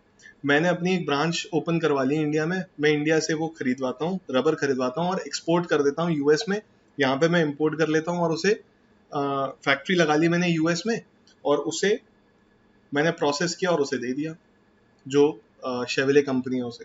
तो इस केस में income deem to accrue arise in India हो जाएगी। फिर मैंने क्या किया, मैंने ब्रांच ऑफिस हटा दिया, मैंने कहा इस पे टैक्स लग रहा है फालतू में, मैंने एक एजेंट अपॉइंट कर दिया, बस तुम खरीदो और वहां से भेजो, ऑफिस ऑफिस की कोई जरूरत नहीं है। तब उन्होंने इसको भी इंक्लूड कर लिया सेकंड पॉइंट में, उन्होंने कहा इस पे भी टैक्स रखवा लेंगे बॉस। तीसरा पॉइंट मैंने क्या किया, फिर थोड़े टाइम बाद क्या हुआ, मैंने जो फैक्ट्री यूएस में लगाई थी वो मुझे थोड़ी कॉस्टली लग रही थी, मुझे थोड़ी कॉस्टली लग रही थी वो factory.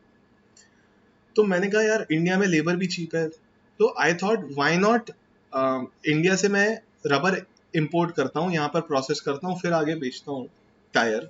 Why not manufacture tyres in India only, India में मैन्युफैक्चर क्यों नहीं करा देते टायर्स, क्या ये भी कर सकते हो। तो मैंने एक फैक्ट्री सेटअप कर ली इंडिया में। अच्छा, इंडिया में मैंने फैक्ट्री जो सेटअप की है, मैंने इंडिया के लिए नहीं की, मैंने किसके लिए की है, मैंने सिर्फ इसलिए फैक्ट्री सेटअप की है कि वहां पर मैं रबर से टायर बनवाऊं और पूरा का पूरा टायर जो है वो एक्सपोर्ट करके बाहर ले आऊं, यूएस में ले आऊं और यहाँ शेवले कंपनी को बेच दूं। तो erecting a factory in India, purchase of raw material, देखेंगे क्या हमने जो डिस्कस किया वो सही है, purchase of raw material and processing it to make it suitable for export. अब रबर मुझे नहीं करानी एक्सपोर्ट, मुझे क्या कराना है, टायर एक्सपोर्ट कराना है सीधे। तो मैंने वहां पे एक फैक्ट्री सेटअप कर ली। सर जितने का भी आप बेचोगे, जितनी भी इनकम होगी उस टायर को सेल करने से, it will be deemed to accrue arise in India, it will be deemed to be accrued arise in India. Sir एक बहुत हमने अकाउंट्स में पढ़ रखा है, एक कॉन्सेप्ट है कि हम तो सर ये ना तो हमें ब्रांच ब्रांच का काम करना, ना हमें एजेंट अपॉइंट करना, ना हमें फैक्ट्री लगानी, हम तो एकदम फॉर्मल तरीके से चलेंगे कंपनीज के अकॉर्डिंग, जैसे कि कंपनीज फंक्शन करती हैं। हमने एक सब्सिडरी खोल ली कंपनी, सब्सिडरी कंपनी इंडिया में ओपन कर ली, forming a local subsidiary company to sell the products of NR parent company. हमने क्या किया, ये कैसे काम किया ये देखिए आप। अब ये प्रोडक्ट, मान लो कोई प्रोडक्ट मैं यूएस में मैन्युफैक्चर करता हूँ, मान लेते हैं इंडिया में पेप्सिको या फिर क्या बोलते हैं, एक कोई कंपनी ले लेते हैं, पेप्सी कंपनी ले लेते हैं, चलिए पेप्सी कंपनी का सोच लो, इंडिया में पेप्सी कंपनी है ही नहीं, ठीक है, इंडिया में पेप्सी की मैन्युफैक्चरिंग होती नहीं है, 1 मिनट के लिए मान लेते हैं। तो पेप्सी कंपनी कहाँ पर है, पेप्सी कंपनी है यूएस बेस्ड, ठीक है।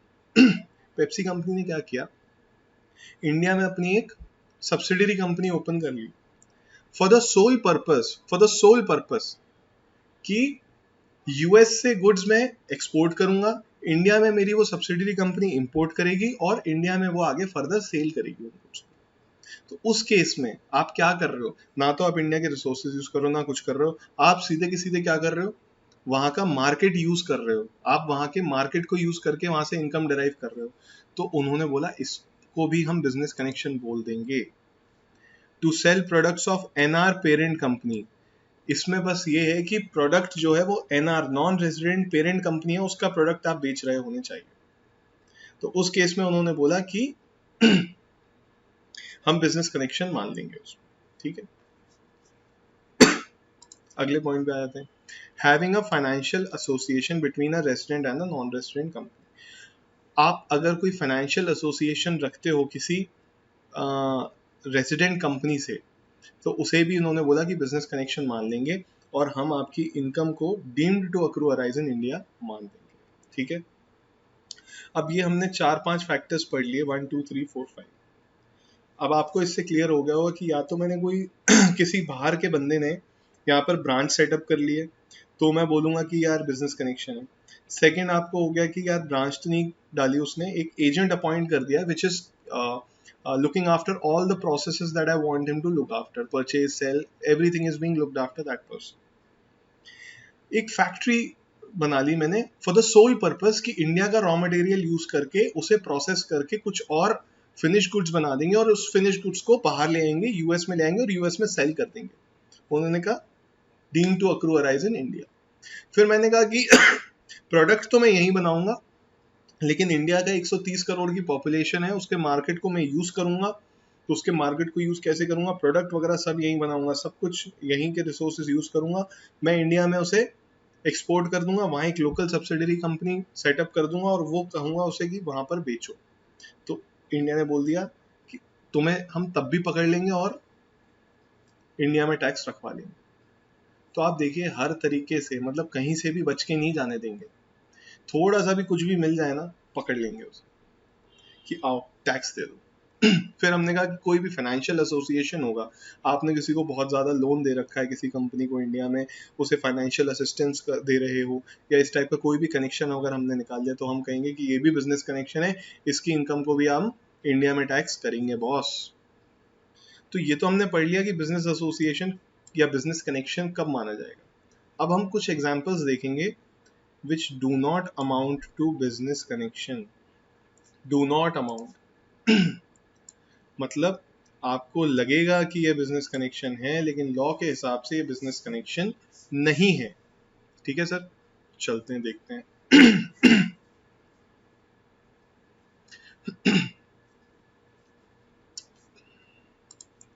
Where all the operations are not carried out in India, in such a case only the operations which are reasonably attributable to India will be deemed to occurize in India. मैं कह रहा हूँ कि मेरा बहुत सारा काम है,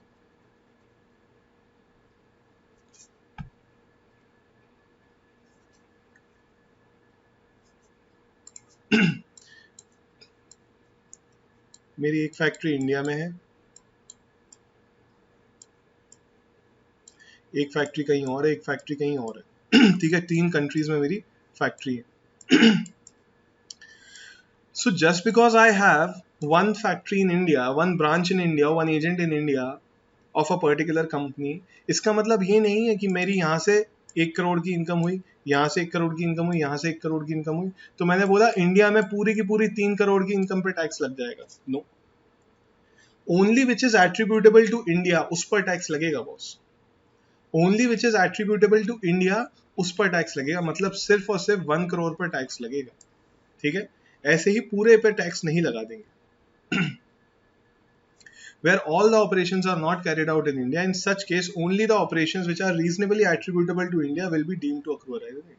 ठीक है, तो जो ऑपरेशंस इंडिया में हुए हैं, जो इनकम इंडिया से अक्रू अराइज हुई है, सिर्फ उतना ही पोर्शन मानेंगे। ऐसा नहीं कि सारा उसका ले लिया कि just because you have a business connection in India तुम्हारी पूरी इनकम, पूरी दुनिया जहान की जितनी इनकम है वो सारी इंडिया में टैक्स हो जाएगी, ऐसा मत कर देना। ठीक है ना, just because you have a business connection. ठीक है, आप बोलो कि सर किसी कंपनी का 100 करोड़ का टर्नओवर है, इंडिया से जो सेल होती है वो 1 करोड़ की होती है। आप बोलो नहीं, आपका तो इंडिया में एजेंट है, आपका तो इंडिया में एजेंट है, आपके पूरे के पूरे 100 करोड़ को हम इंडिया में टैक्स करेंगे। No, that will not happen. अब सेकेंड पॉइंट देखते हैं। सेकेंड पॉइंट में क्या है, mere purchase of good for export, मतलब कि अगर कोई NR, in case of NR where operations are confined to mere purchase of goods for the purpose of export, no income shall be deemed to accrue arise in India.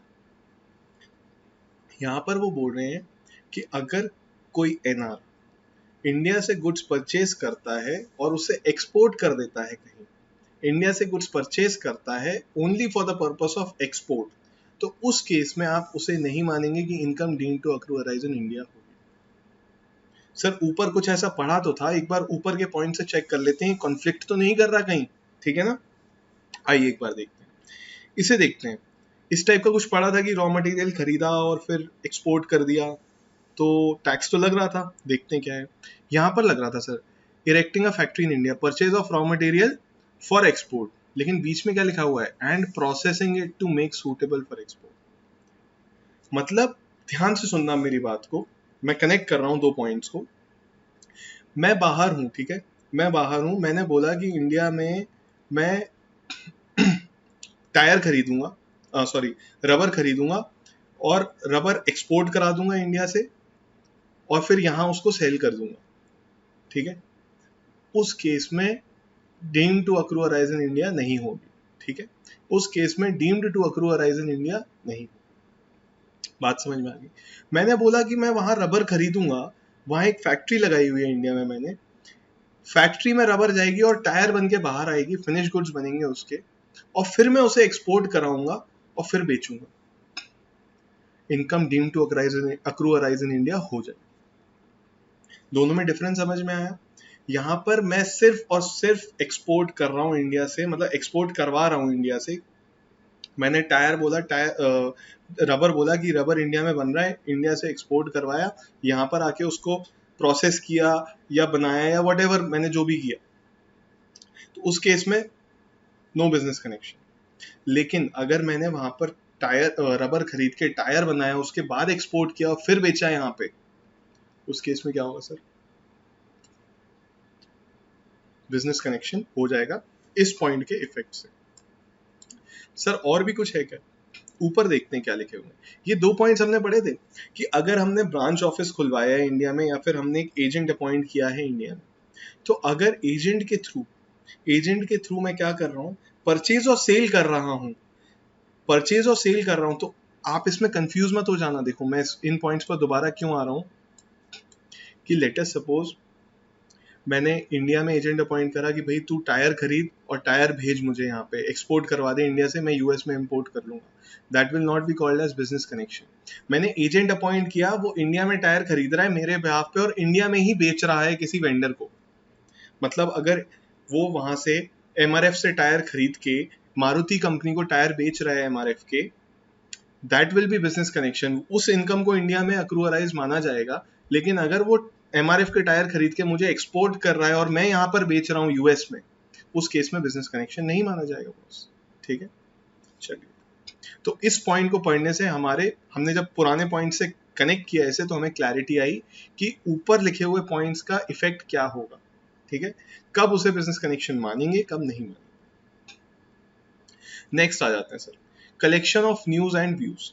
No income shall arise to a non-resident by way of collection of news from India for the purpose of transmission out of India.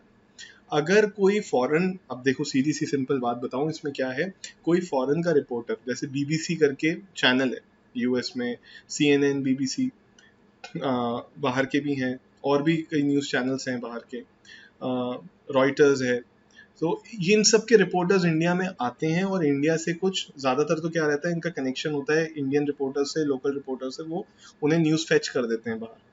लेकिन कई बार क्या होता है, वो नहीं, उनको भरोसा नहीं है, या फिर कोई ऐसा इवेंट हो गया, कोई फॉरेन डिप्लोमेसी है या कुछ कॉमनवेल्थ गेम्स है, ये सब है, या फिर इंडिया की कोई सीरीज हो रही है, तो हमने देखा है कि बाहर के न्यूज़ एजेंट्स भी आते हैं इंडिया में।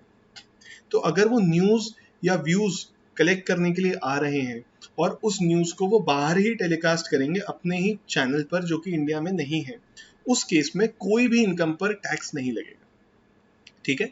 उस केस में उसे बिजनेस कनेक्शन नहीं बोला जाएगा। हम माने भी क्यों, यहाँ पर आप देखेंगे कि क्या हो क्या रहा है। बेसिकली वो इंडिया में आ रहे हैं इंडिया की कोई न्यूज़ लेने के लिए और उसे वो बाहर टेलीकास्ट करेंगे, there is no business connection, okay. Shooting of films in India, अगर कोई, आपने देखा होगा अभी मिशन इम्पॉसिबल, कौन सा पार्ट था उसका, जो मुंबई में शूट हुआ था, मुंबई के किसी होटल में शूट हुआ था, उसमें Anil Kapoor was also there. So yes, that part, कुछ भी मतलब जैसे अभी there is one more movie that came right now, Extraction movie आई है क्रिस हेम्सवर्थ की, तो उसकी शूटिंग भी थोड़ी बहुत इंडिया में हुई थी। तो अगर कोई फॉरेन क्या बोलते हैं डायरेक्टर्स या फिर फॉरेन कास्ट या फिर फॉरेन प्रोड्यूसर्स इंडिया में आके शूटिंग करते हैं, तो आप कहोगे सर हमारे रिसोर्सेज यूज कर रहे हैं, ये सब कर रहे हैं, वो सब कर रहे हैं। हमने बोला कि नहीं, उसे बिजनेस कनेक्शन नहीं मानेंगे, ठीक है। फंड मैनेजमेंट एक्टिविटी, मतलब इन case of N eligible fund management by eligible fund manager shall not constitute, मतलब इंडिया में बैठ के कोई आपका फंड मैनेज कर रहा है, अब इसमें एलिजिबल फंड बोल दिया, एलिजिबल फंड मैनेजर बोल दिया, तो मतलब स्पेसिफिक फंड मैनेज करेगा और स्पेसिफिक मैनेजर होगा तभी इसे हटा दिया जाएगा, इसे बोलेंगे कि बिजनेस कनेक्शन नहीं है।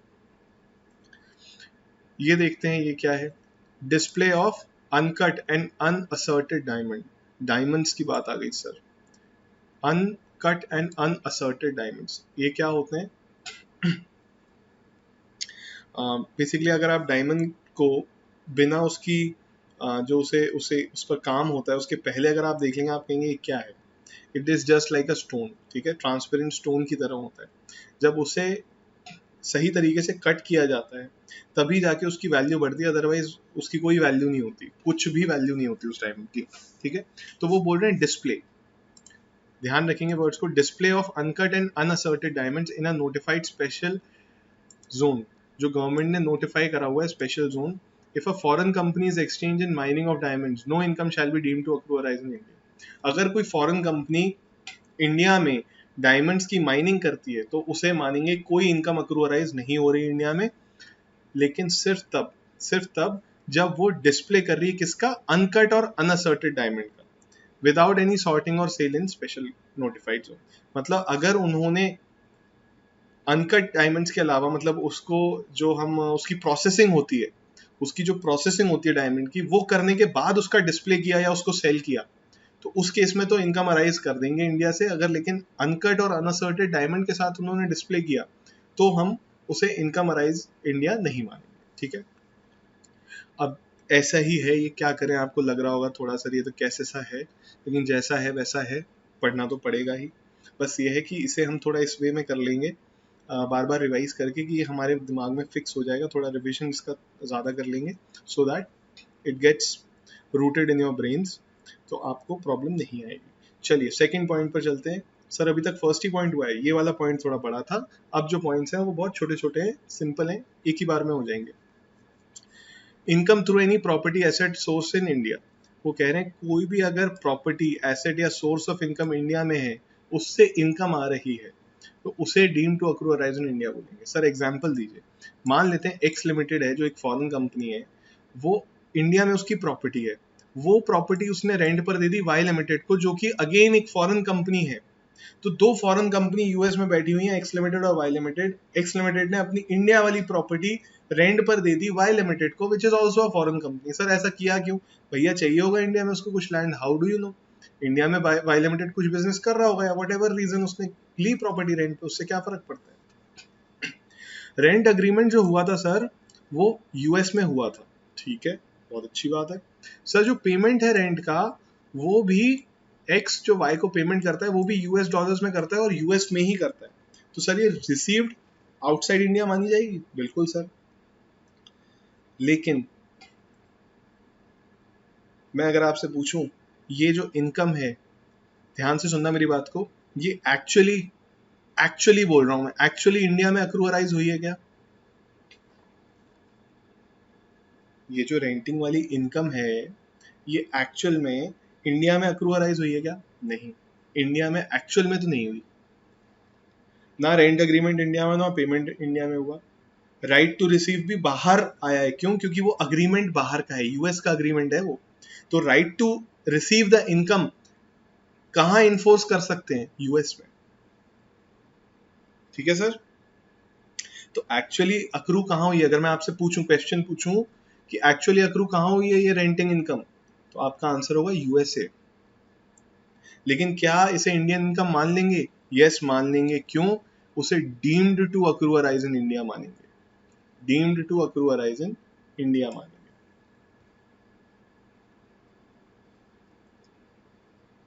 ठीक है सर, ठीक है सर। क्यों? क्यों सर, रीजन क्या है? क्योंकि बॉस प्रॉपर्टी इंडिया में है, प्रॉपर्टी इंडिया में है, सिर्फ इसलिए। तो सर इंडियन गवर्नमेंट सिर्फ इस बात का टैक्स रखवा लेगी उनसे कि प्रॉपर्टी आपकी इंडिया में, तो income deem to accrue arise in India मानी गई है, इसलिए आप इंडिया में आके टैक्स दो, ऐसा होगा? यस, बिल्कुल होगा ऐसा।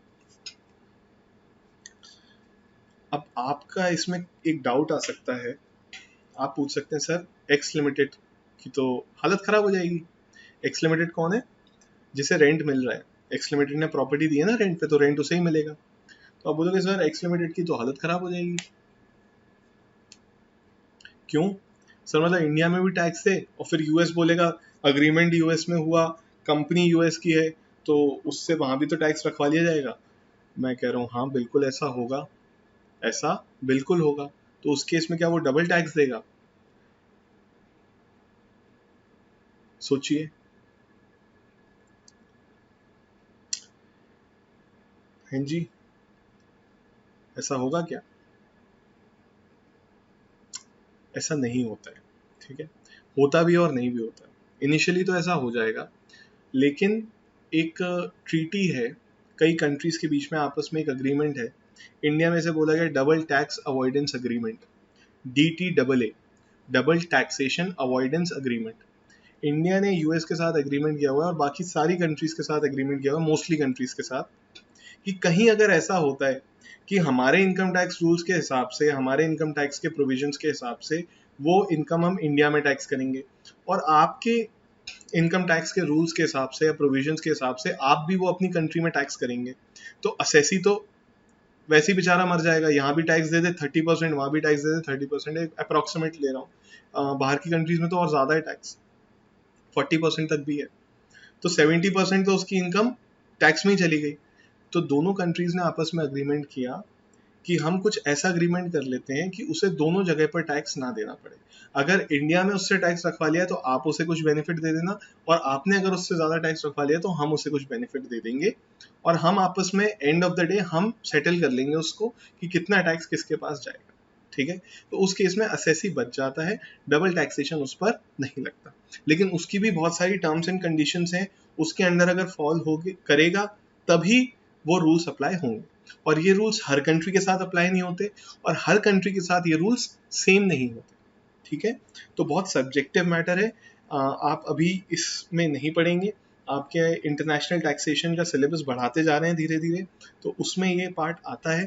पहले आप फाइनल में तो ऑब्वियसली पढ़ेंगे ही ये चीज़ को, और प्रोफेशनल लेवल पर पढ़ेंगे, बट अभी इसका कुछ आपके पूरे सिलेबस में नहीं है जिक्र, ठीक है। चलिए, मैंने आपको जस्ट बता दिया क्योंकि एक क्वेरी आ सकती है आपके दिमाग में। नेक्स्ट है income through transfer of capital asset in India. मेरा इंडिया में कोई एसेट था, वो मैंने इंडिया में सेल कर दिया, ठीक है। मैं कहाँ हूँ सर? इन सारे प्रोविजंस में डिफॉल्ट मान लो कि मैं बाहर हूँ, ठीक है। अब इंडिया में कोई एक एसेट था सर, एग्जाम्पल देखते हैं। Transfer of capital asset situated in India will be deemed to accrue arise in India. Sir पैसे कहाँ लिए? सर बाहर लिए। अग्रीमेंट टू सेल कहाँ किया? सर बाहर किया।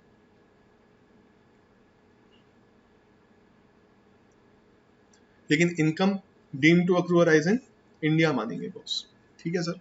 चलिए, a house property in Chennai was sold on 3 June 2017।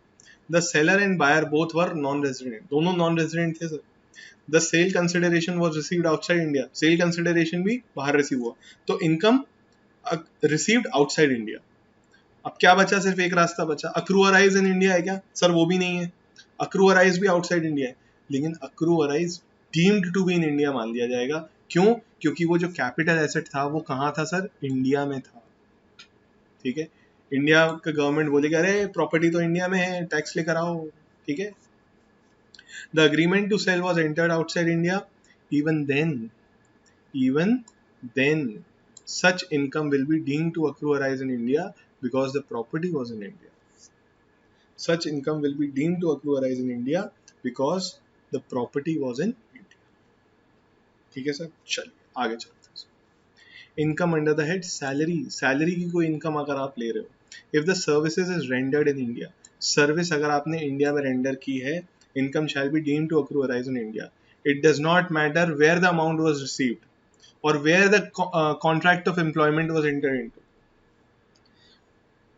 अब मैं आपको एक एग्जांपल देता हूँ।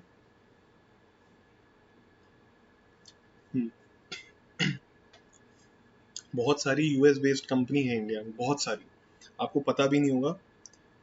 वो सारी कंपनीज जो है वो यूएस बेस्ड है। मैं यूएस कंपनीज नहीं बोल रहा हूँ, यूएस बेस्ड है, ठीक है।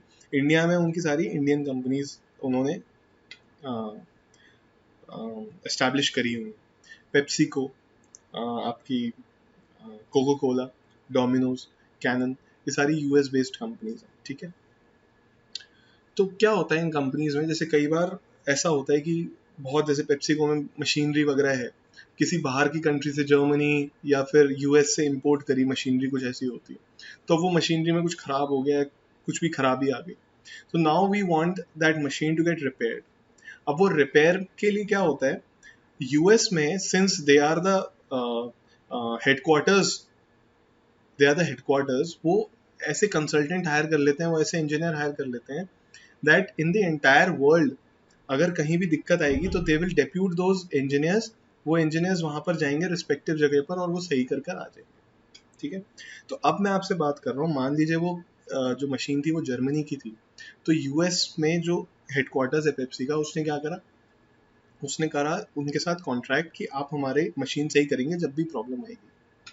कॉन्ट्रैक्ट कहाँ पर एंटर हुआ, यूएस में, ठीक है ना, यूएस और जर्मनी के किसी वेंडर के बीच में कॉन्ट्रैक्ट हुआ, तो कॉन्ट्रैक्ट भी बाहर का है बॉस, बिल्कुल बाहर का है। उसको जो पेमेंट दिया होगा वो कहाँ दिया होगा, बाहर दिया होगा। लेकिन मैं आपसे पूछ रहा हूँ, मशीन जब खराब हुई थी तो कहाँ पर सर्विस देने आया था वो पर्सन, वो पर्सन इंडिया में सर्विस देने आया था, that service was rendered in India, तो उसे हम क्या मान लेंगे, उसे भी deemed to accrue arise in India मान लेंगे, ठीक है बॉस। लेकिन सैलरी होना चाहिए, सैलरी होना चाहिए, ठीक है ना, ये ध्यान रखना, कॉन्ट्रैक्चुअल पेमेंट नहीं होना चाहिए कि हाँ कॉन्ट्रैक्ट करा उसके साथ और हो गया था, सैलरी। चलिए, salary payable abroad by government to the citizen of India, मतलब गवर्नमेंट अगर सैलरी पे करती है to the citizen of India abroad. Sir ऐसा कब होता है कि इंडिया की गवर्नमेंट बाहर के सिटीजन्स को सैलरी पे करेगी, सर बहुत होता है ऐसा। आपने यूनाइटेड नेशंस का नाम सुना है, वर्ल्ड हेल्थ ऑर्गेनाइजेशन का नाम सुना है, वर्ल्ड ट्रेड ऑर्गेनाइजेशन का नाम सुना है, तो यहाँ पर पता है हमारे डेलीगेट्स बैठे रहते हैं हमेशा 365 डेज तक, हमारे इंडियन सिटीजन्स या फिर हमारे डेलीगेट्स वहाँ बैठे रहते हैं। कुछ ऐसे भी हैं जो हम वहीं डिप्यूट कराते हैं, तो हमारे कई सारे, बहुत सारे लोग at any given point of time United Nations में हमारे रिप्रेजेंटेटिव बन के बैठे हैं। जो हमारा रिप्रेजेंटेटिव होता है, जो हमें रिप्रेजेंट करता है इन प्लेटफॉर्म पर, इस प्लेटफॉर्म पर उसे हम डेलीगेट बोलते हैं, ठीक है, डेलीगेट। तो वो डेलीगेट्स वहां पर already they are placed over there, तो हु डू यू थिंक उसकी सैलरी, उनकी सैलरी कौन देता होगा, गवर्नमेंट ऑफ इंडिया देती है। क्या वो इंडिया रहते हैं, इंडिया आते हैं, नहीं आते, लेकिन गवर्नमेंट उनकी सैलरी देती है, ठीक है। तो यहाँ पर क्या बोला, देखेंगे, इसको पढ़ेंगे, सैलरी हो सकता है वो एनआर हो सकता है वो नॉन रेजिडेंट हो किसी पर्टिकुलर ईयर के लिए, लेकिन देखिए इस रूल के इफेक्ट से, इस रूल के इफेक्ट से क्या हो गया, उनको जितनी भी सैलरी मिलेगी वो इंडिया में टैक्सेबल हो जाएगी। Salary received by Indian nationals, by Indian government, कौन दे रहा है, इंडियन गवर्नमेंट दे रही है इंडियन नेशनल्स को, मतलब हमारे यहाँ के सिटीजन्स हैं out of India, is deemed to accrue arise in India. अब आप बोलोगे सर ये बाहर का काम कर रहे हैं, बाहर काम कर रहे हैं, इनको पैसे भी बाहर मिल रहे हैं, सब कुछ बाहर हो रहा है, बट बॉस ये रिप्रेजेंट किसे कर रहे हैं, they have gone there as representatives of India, ये इंडिया को रिप्रेजेंट करने गए हैं वहां पर, ठीक है ना। चलिए, example, foreign delegates of India working in the United Nations and representing India receive salary by the Indian government. Although due to their stay outside India, they might become non-resident for the relevant year. हो सकता है वो non resident बन जाए, आई am not sure, हो सकता है resident भी हो सकता है नॉन रेजिडेंट हो, वो रेजिडेंशियल टेस्ट जो है वो पता करेगा, but there salary will be tax in India, लेकिन उनकी सैलरी क्या होगी, इंडिया में टैक्स होगी, ठीक है सर, वेरी गुड। होनी चाहिए क्या, डेफिनेटली होनी चाहिए। Basically they might be providing services outside India, but आप देखो ना, ये सर्विसेज वो प्रोवाइड कर किसके लिए रहे हैं, एसेंशियली इंडिया के लिए तो कर रहे हैं, ठीक है ना। चलिए, dividend paid by Indian company, sir बाहर के लोग, फॉरेन इन्वेस्टर्स होते हैं कई सारे, ठीक है, आपने HNI का नाम सुना होगा, हाई नेटवर्थ इंडिविजुअल्स होते हैं, FIIs होते हैं, फाइनेंशियल इंस्टीट्यूशनल इन्वेस्टर्स होते हैं, ठीक है। तो ये लोग क्या करते हैं, हमारे यहाँ भी हैं बाहर भी हैं, तो हमारे लोग कुछ बाहर पैसा लगाते हैं, कुछ बाहर की कंपनीज उनको ल्यूक्रेटिव दिखती हैं तो उन्होंने वहाँ पे पैसा, शेयर्स खरीदे होते हैं, कुछ कंपनीज, कुछ बाहर के इन्वेस्टर्स होते हैं जिन्होंने इंडिया के शेयर्स खरीदे हो, इंडियन कंपनी के शेयर्स खरीदे, उनकी बहुत ज्यादा अच्छी अच्छी होल्डिंग्स हैं इंडियन कंपनीज में। तो उस केस में अगर शेयर होल्डिंग है किसी की इंडिया की कंपनी में तो उसे डिविडेंड भी मिलेगा, ठीक है ना। अगर शेयर्स हैं तो डिविडेंड मिलेगा, टाइम टू टाइम मिलता रहेगा डिविडेंड। तो यहाँ पर देखिए कितनी सिंपल लैंग्वेज में बोल दिया उन्होंने, बोला dividend paid by an Indian company. मतलब डिविडेंड इंडियन कंपनी किसी को भी पे करेगी, चाहे वो इंडिया में पे करे, इंडिया के बाहर पे करे, किसी को भी पे करे।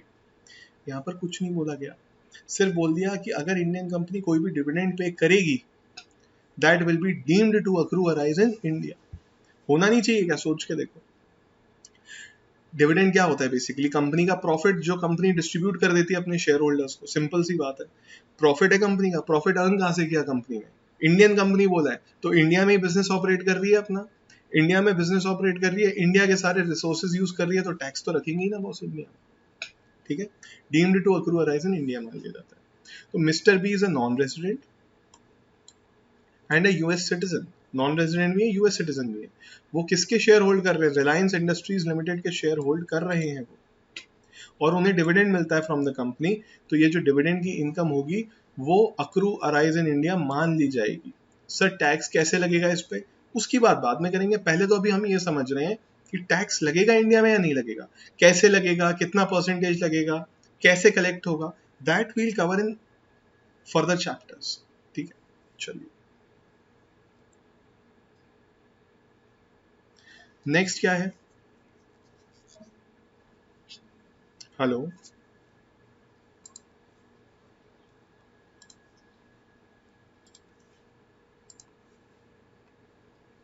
चलिए अब नेक्स्ट पॉइंट पर आते हैं, income by way of interest, royalty and technical fees. मतलब अगर हमें इंटरेस्ट मिल रहा है, रॉयल्टी मिल रही है, टेक्निकल फीस मिल रही है, तो उसे कब deem to accrue arise in India मानेंगे। Income shall be deem to accrue arise in India in following cases, when receive from the government of India. अगर गवर्नमेंट ऑफ इंडिया, इसमें इंपॉर्टेंट क्या है, गवर्नमेंट ऑफ इंडिया आपको कोई भी किसी भी तरह का इंटरेस्ट, रॉयल्टी या टेक्निकल फीस पे कर रही है तो उसे आप डीम्ड मानेंगे कि इंडिया में अक्रूअराइज हुई। When receive from a person resident in India, अगर किसी रेजिडेंट पर्सन से आपको इंटरेस्ट मिला है, रॉयल्टी मिली है, टेक्निकल फीस मिली है, तो उसे आप deem to accrue arise in India मानेंगे, ठीक है। But if such income is receive from business profession conducted outside India itself, लेकिन अगर बिजनेस प्रोफेशन जो है वो इंडिया के बाहर हुआ है तब उसे deem to accrue arise in India नहीं मानेंगे। अगला क्या है, when receive from non resident. अब भी कह रहे हैं रेजिडेंट, अब बोल दिया नॉन रेजिडेंट, तो इसमें मुझे लगता है कुछ एक्सेप्शन होंगे, देखते हैं। मतलब अगर इंटरेस्ट, रॉयल्टी और टेक्निकल फीस नॉन रेजिडेंट से मिली है तब भी क्या हम deem to accrue arise in India मानेंगे। यहाँ तो ये लिखा हुआ है, देखते हैं।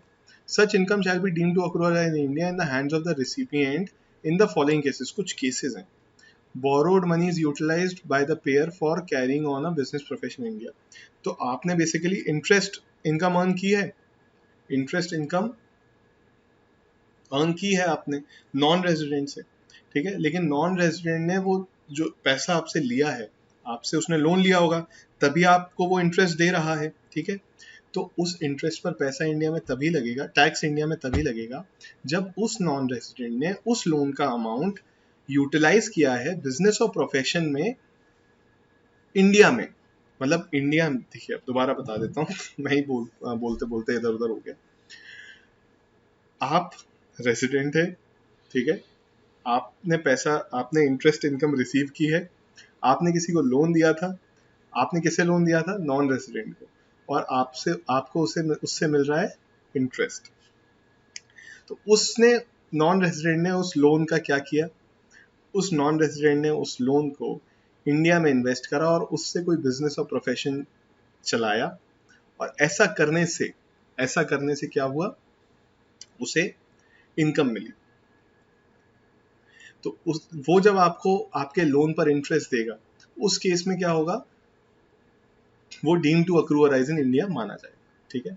Payment of royalty technical fees pertains to business profession carried on by the payer in India. तो बेसिकली दोनों पॉइंट्स में अगर मैं बात करूं ना, बिजनेस प्रोफेशन इंडिया में होगा ना तभी, मतलब अगर नॉन रेजिडेंट से आप पेमेंट रिसीव कर रहे हो in form of interest, royalty या टेक्निकल फीस, तो वो जो बिजनेस प्रोफेशन से वो अर्न कर रहा होगा नॉन रेजिडेंट, वो इंडिया में होना चाहिए, ठीक है, तभी आपका deem to accrue arise in India माना जाएगा। अब कुछ एग्जांपल्स हैं वो करके देखते हैं हम, ठीक है। Nature of interest receive, so basically बोल दिया इंटरेस्ट रिसीव हो रहा है, तो कब टैक्सेबल होगा कब नहीं होगा ये देखना है। 10,50,000 is receive from the government of India, तो क्या हमने ऊपर पढ़ा था गवर्नमेंट ऑफ इंडिया से अगर आए तो फिर taxable, deemed to accrue arise in India मान लिया था, यस सर, तो deem to accrue arise in India yes, taxable भी होगा, ठीक है। 9 lakh is receive from a limited, resident से मिला है, रेजिडेंट से मिला होता है तब क्या होता है, मान लेते हैं सर कुछ कंडीशन है क्या, कंडीशन क्या है, if such income is receive from business profession conducted outside India it shall not be deemed to accrue, मतलब बेसिकली मैं आपको बताऊं, रेजिडेंट से मिलेगा अगर तो भी इंडिया में अक्रू अराइज मान लेंगे, लेकिन बिजनेस प्रोफेशन इंडिया में होना चाहिए।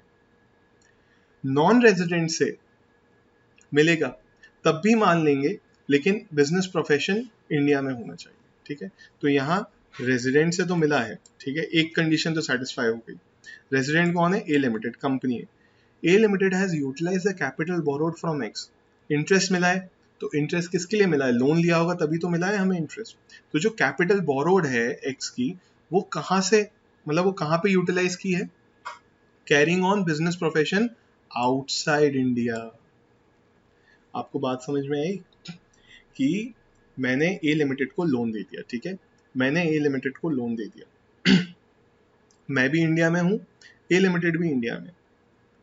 अब ए लिमिटेड ने उस लोन से जो 9 लाख रुपए का इंटरेस्ट मुझे रिसीव किया, मान लीजिए मैंने 90 लाख रुपीस का लोन दिया था या 1 करोड़ का लोन दिया था 9%, तो मैंने जब उसको लोन दिया था 9% पे 1 करोड़ रुपीस का, उसने 1 करोड़ रुपीस को यूएस में इन्वेस्ट कर दिया, यूएस में अपना बिजनेस कंडक्ट कर दिया और यूएस में उससे अर्निंग करता है, तो वो जो मुझे इंटरेस्ट देगा ना वो इंडिया में अक्रू अराइज नहीं माना जाएगा। क्यों, क्योंकि आपने यहाँ देखा था कि रेजिडेंट इन इंडिया हो तब मान तो लेते हैं अक्रू अराइज इन इंडिया, लेकिन बिजनेस और प्रोफेशन अगर इंडिया में होता है तभी, अगर आउटसाइड इंडिया होगा तो क्या मानेंगे, it shall not be deemed to accrue arise, ठीक है।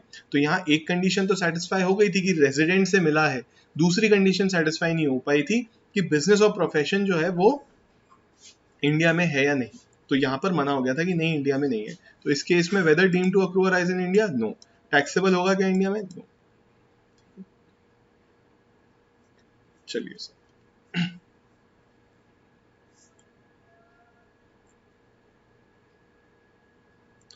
₹2 lakh is received from B Limited, resident in India.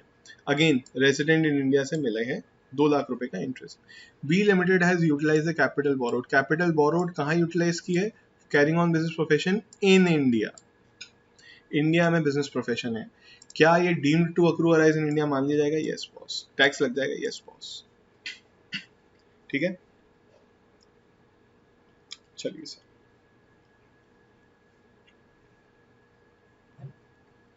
Sir अगर ये नॉन रेजिडेंट हुआ, यहाँ पे जो रिसिपिएंट है वो नॉन रेजिडेंट हुआ तब तो टैक्स नहीं लगेगा ना, अगर एनआर हुआ तो इन्होंने इतनी इजीली कैसे बोल दिया रेजिडेंशियल टेस्ट लगाए बिना, कि आपने ये तो सोचा ही नहीं।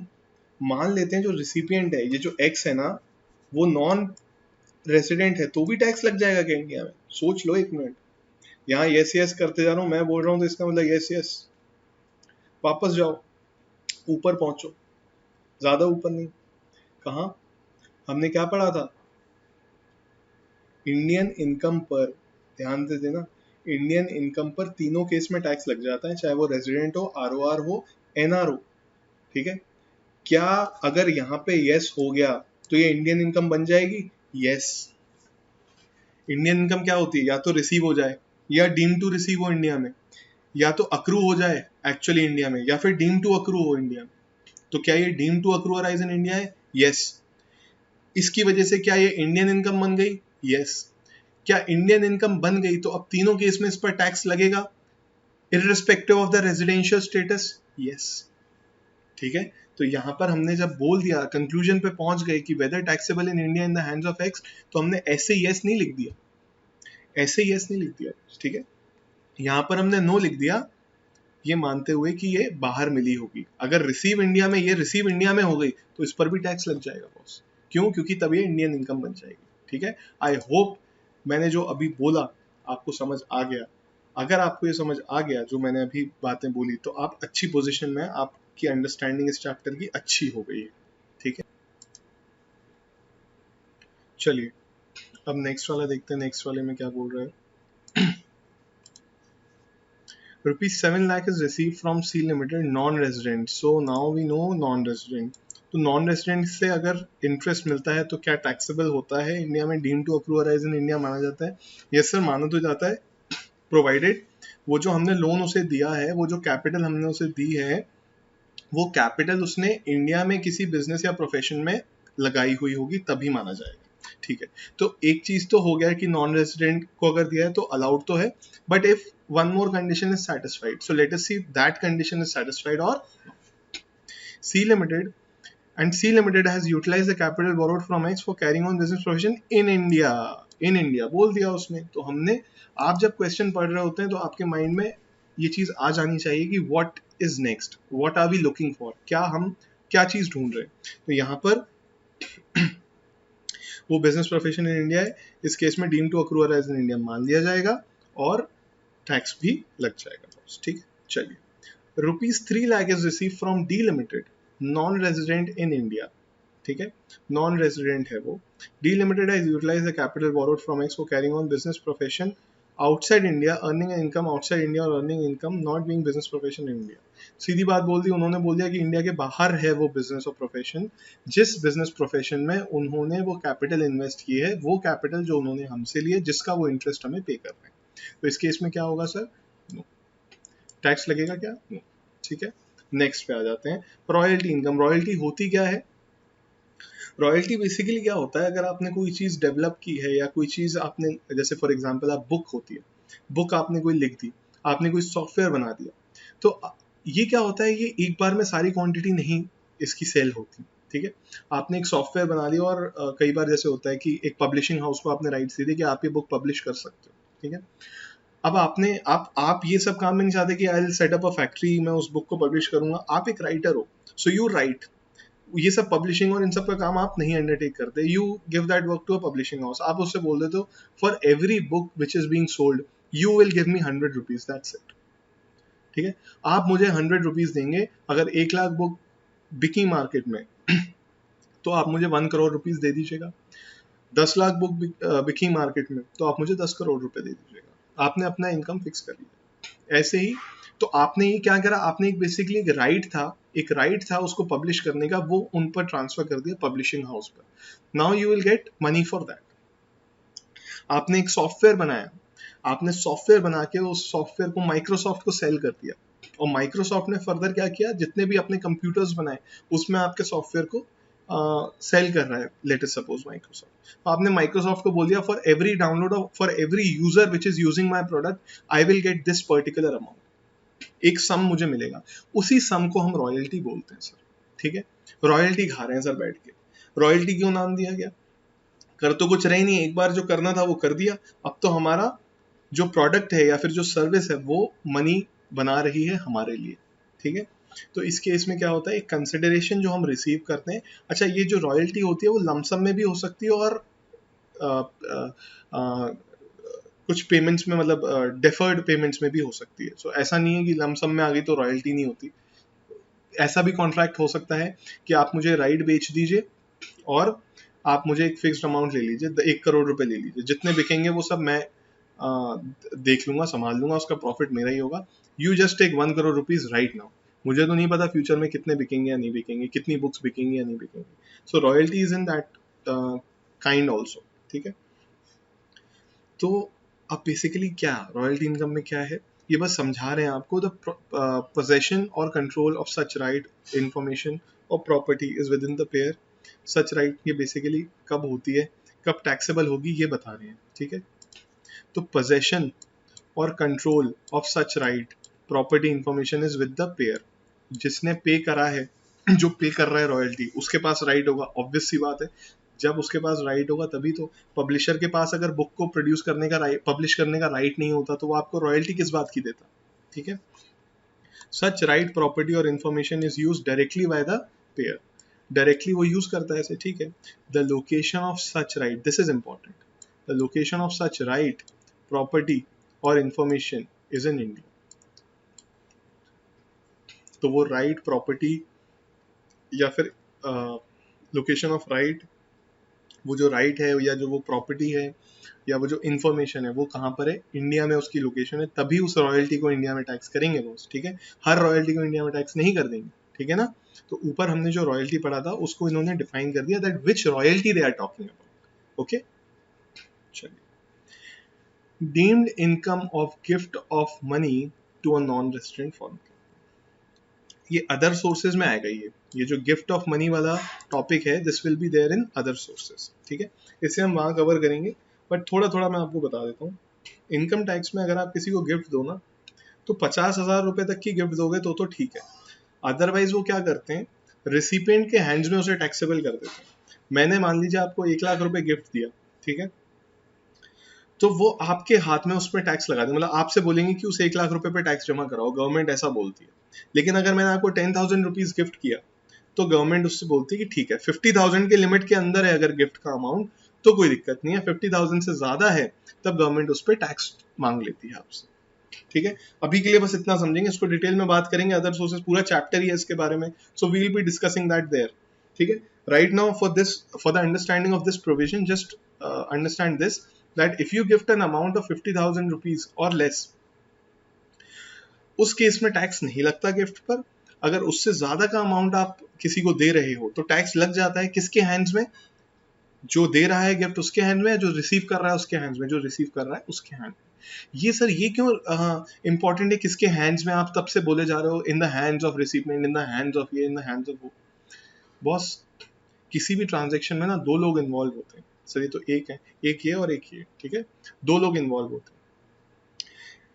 तो टैक्स किससे कलेक्ट करेंगे ये मुद्दा रहता है, ये झगड़ा रहता है, तो इसीलिए बताना जरूरी है कि इसने इसे पैसे दिए तो दोनों से ही टैक्स कलेक्ट किया जा सकता है, लेकिन हम क्या बोलते हैं, हम रिसिपिएंट से कलेक्ट करेंगे। ठीक है ना, जैसे आप जीएसटी याद करिए, एफसीएम और आरसीएम के केस में टैक्स तो गवर्नमेंट को लेना है। एक मॉडल में गवर्नमेंट बोलती है कि सेलर डिपॉजिट करेगा, एक दूसरे मॉडल 9(3) और 9(4) में गवर्नमेंट बोलती है कि रिसिपिएंट डिपॉजिट करेगा। So that is the difference, that is why we are always stressing on कि कौन टैक्स पे कर रहा होगा। तो यहां पर किस गिफ्ट की बात हो रही है, तो आपको इंडिया का बेसिक रूल समझ में आ गया। अगर मैं किसी को गिफ्ट दूंगा 50,000 रुपए से ज्यादा की, तो उस केस में टैक्स लग जाएगा उसके ऊपर इन द हैंड्स ऑफ रिसिपिएंट। मतलब किसकी रिस्पॉन्सिबिलिटी है टैक्स जमा कराने की, जो रिसिपिएंट है उसकी इनकम पर टैक्स लगेगा। वो अमाउंट क्या मेरी इनकम में जुड़ेगा, नो, उसकी इनकम में जुड़ेगा, यस। ठीक है, वो इनकम मान ली जाएगी 1 लाख रुपीज, उसकी इनकम फ्रॉम अदर सोर्सेज। ठीक है, उसकी इनकम मान ली जाएगी और उससे उस पर टैक्स देना पड़ेगा। If the sum of money exceeding 50,000 has been paid by a resident, अब यहाँ पर कंडीशंस लगी हुई हैं, किसने पे किया, पहली कंडीशन रेजिडेंट ने पे किया, किसे, टू अ नॉन रेजिडेंट या फिर फॉरेन कंपनी, या फिर फॉरेन कंपनी। क्या राइटिंग है सर, क्या विदाउट कंसिडरेशन, मतलब गिफ्ट दिया। ठीक है, एक होता है किसी को पेमेंट करना और उसके जरिए कुछ लेना, उसके बदले कुछ लेना, तो वो गिफ्ट नहीं होता। ठीक है, आपने मुझे फीस दी, मैं आपको सर्विस दे रहा हूँ, this is not gift. Gift क्या होता है कि अगर मैंने आप किसी को बस दे दिया, भाई ये लो 50,000 रुपए रख लो, मुझे वापस नहीं चाहिए कभी, ठीक है, तो ये गिफ्ट होता है। तो अगर किसी रेजिडेंट ने नॉन रेजिडेंट या फॉरेन कंपनी को गिफ्ट दिया 50,000 से ज्यादा का, तो उस केस में क्या होगा, it will be treated as income deemed to accrue arise in India. तो कह रहे हैं कि उसको इनकम मान लेंगे, इंडिया में इनकम मान लेंगे।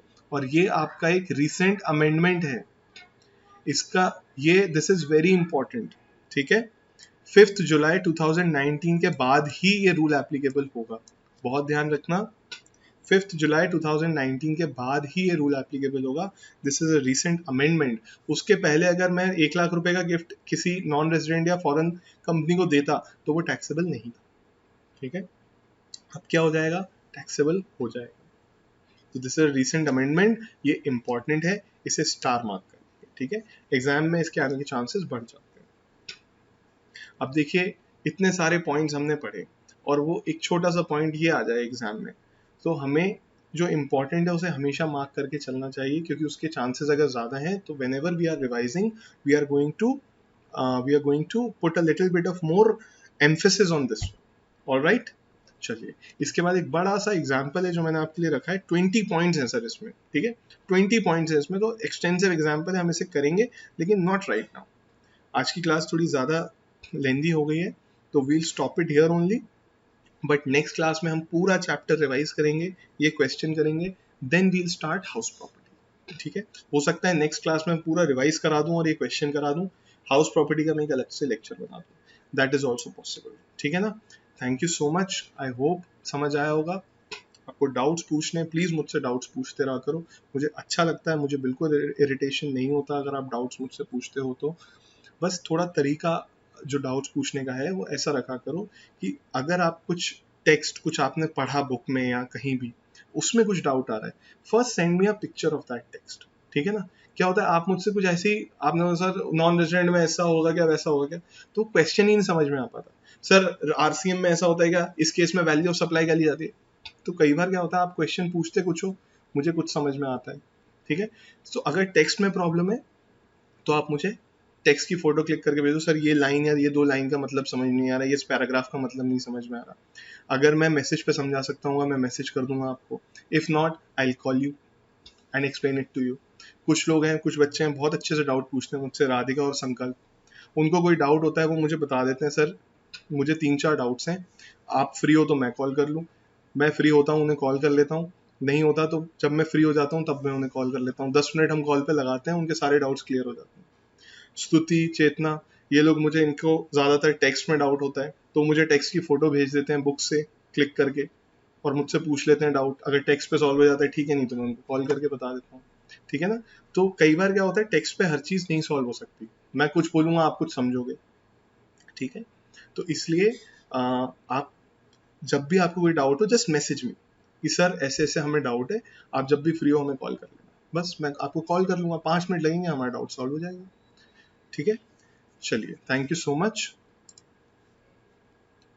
नेक्स्ट क्लास में मिलते हैं आपसे।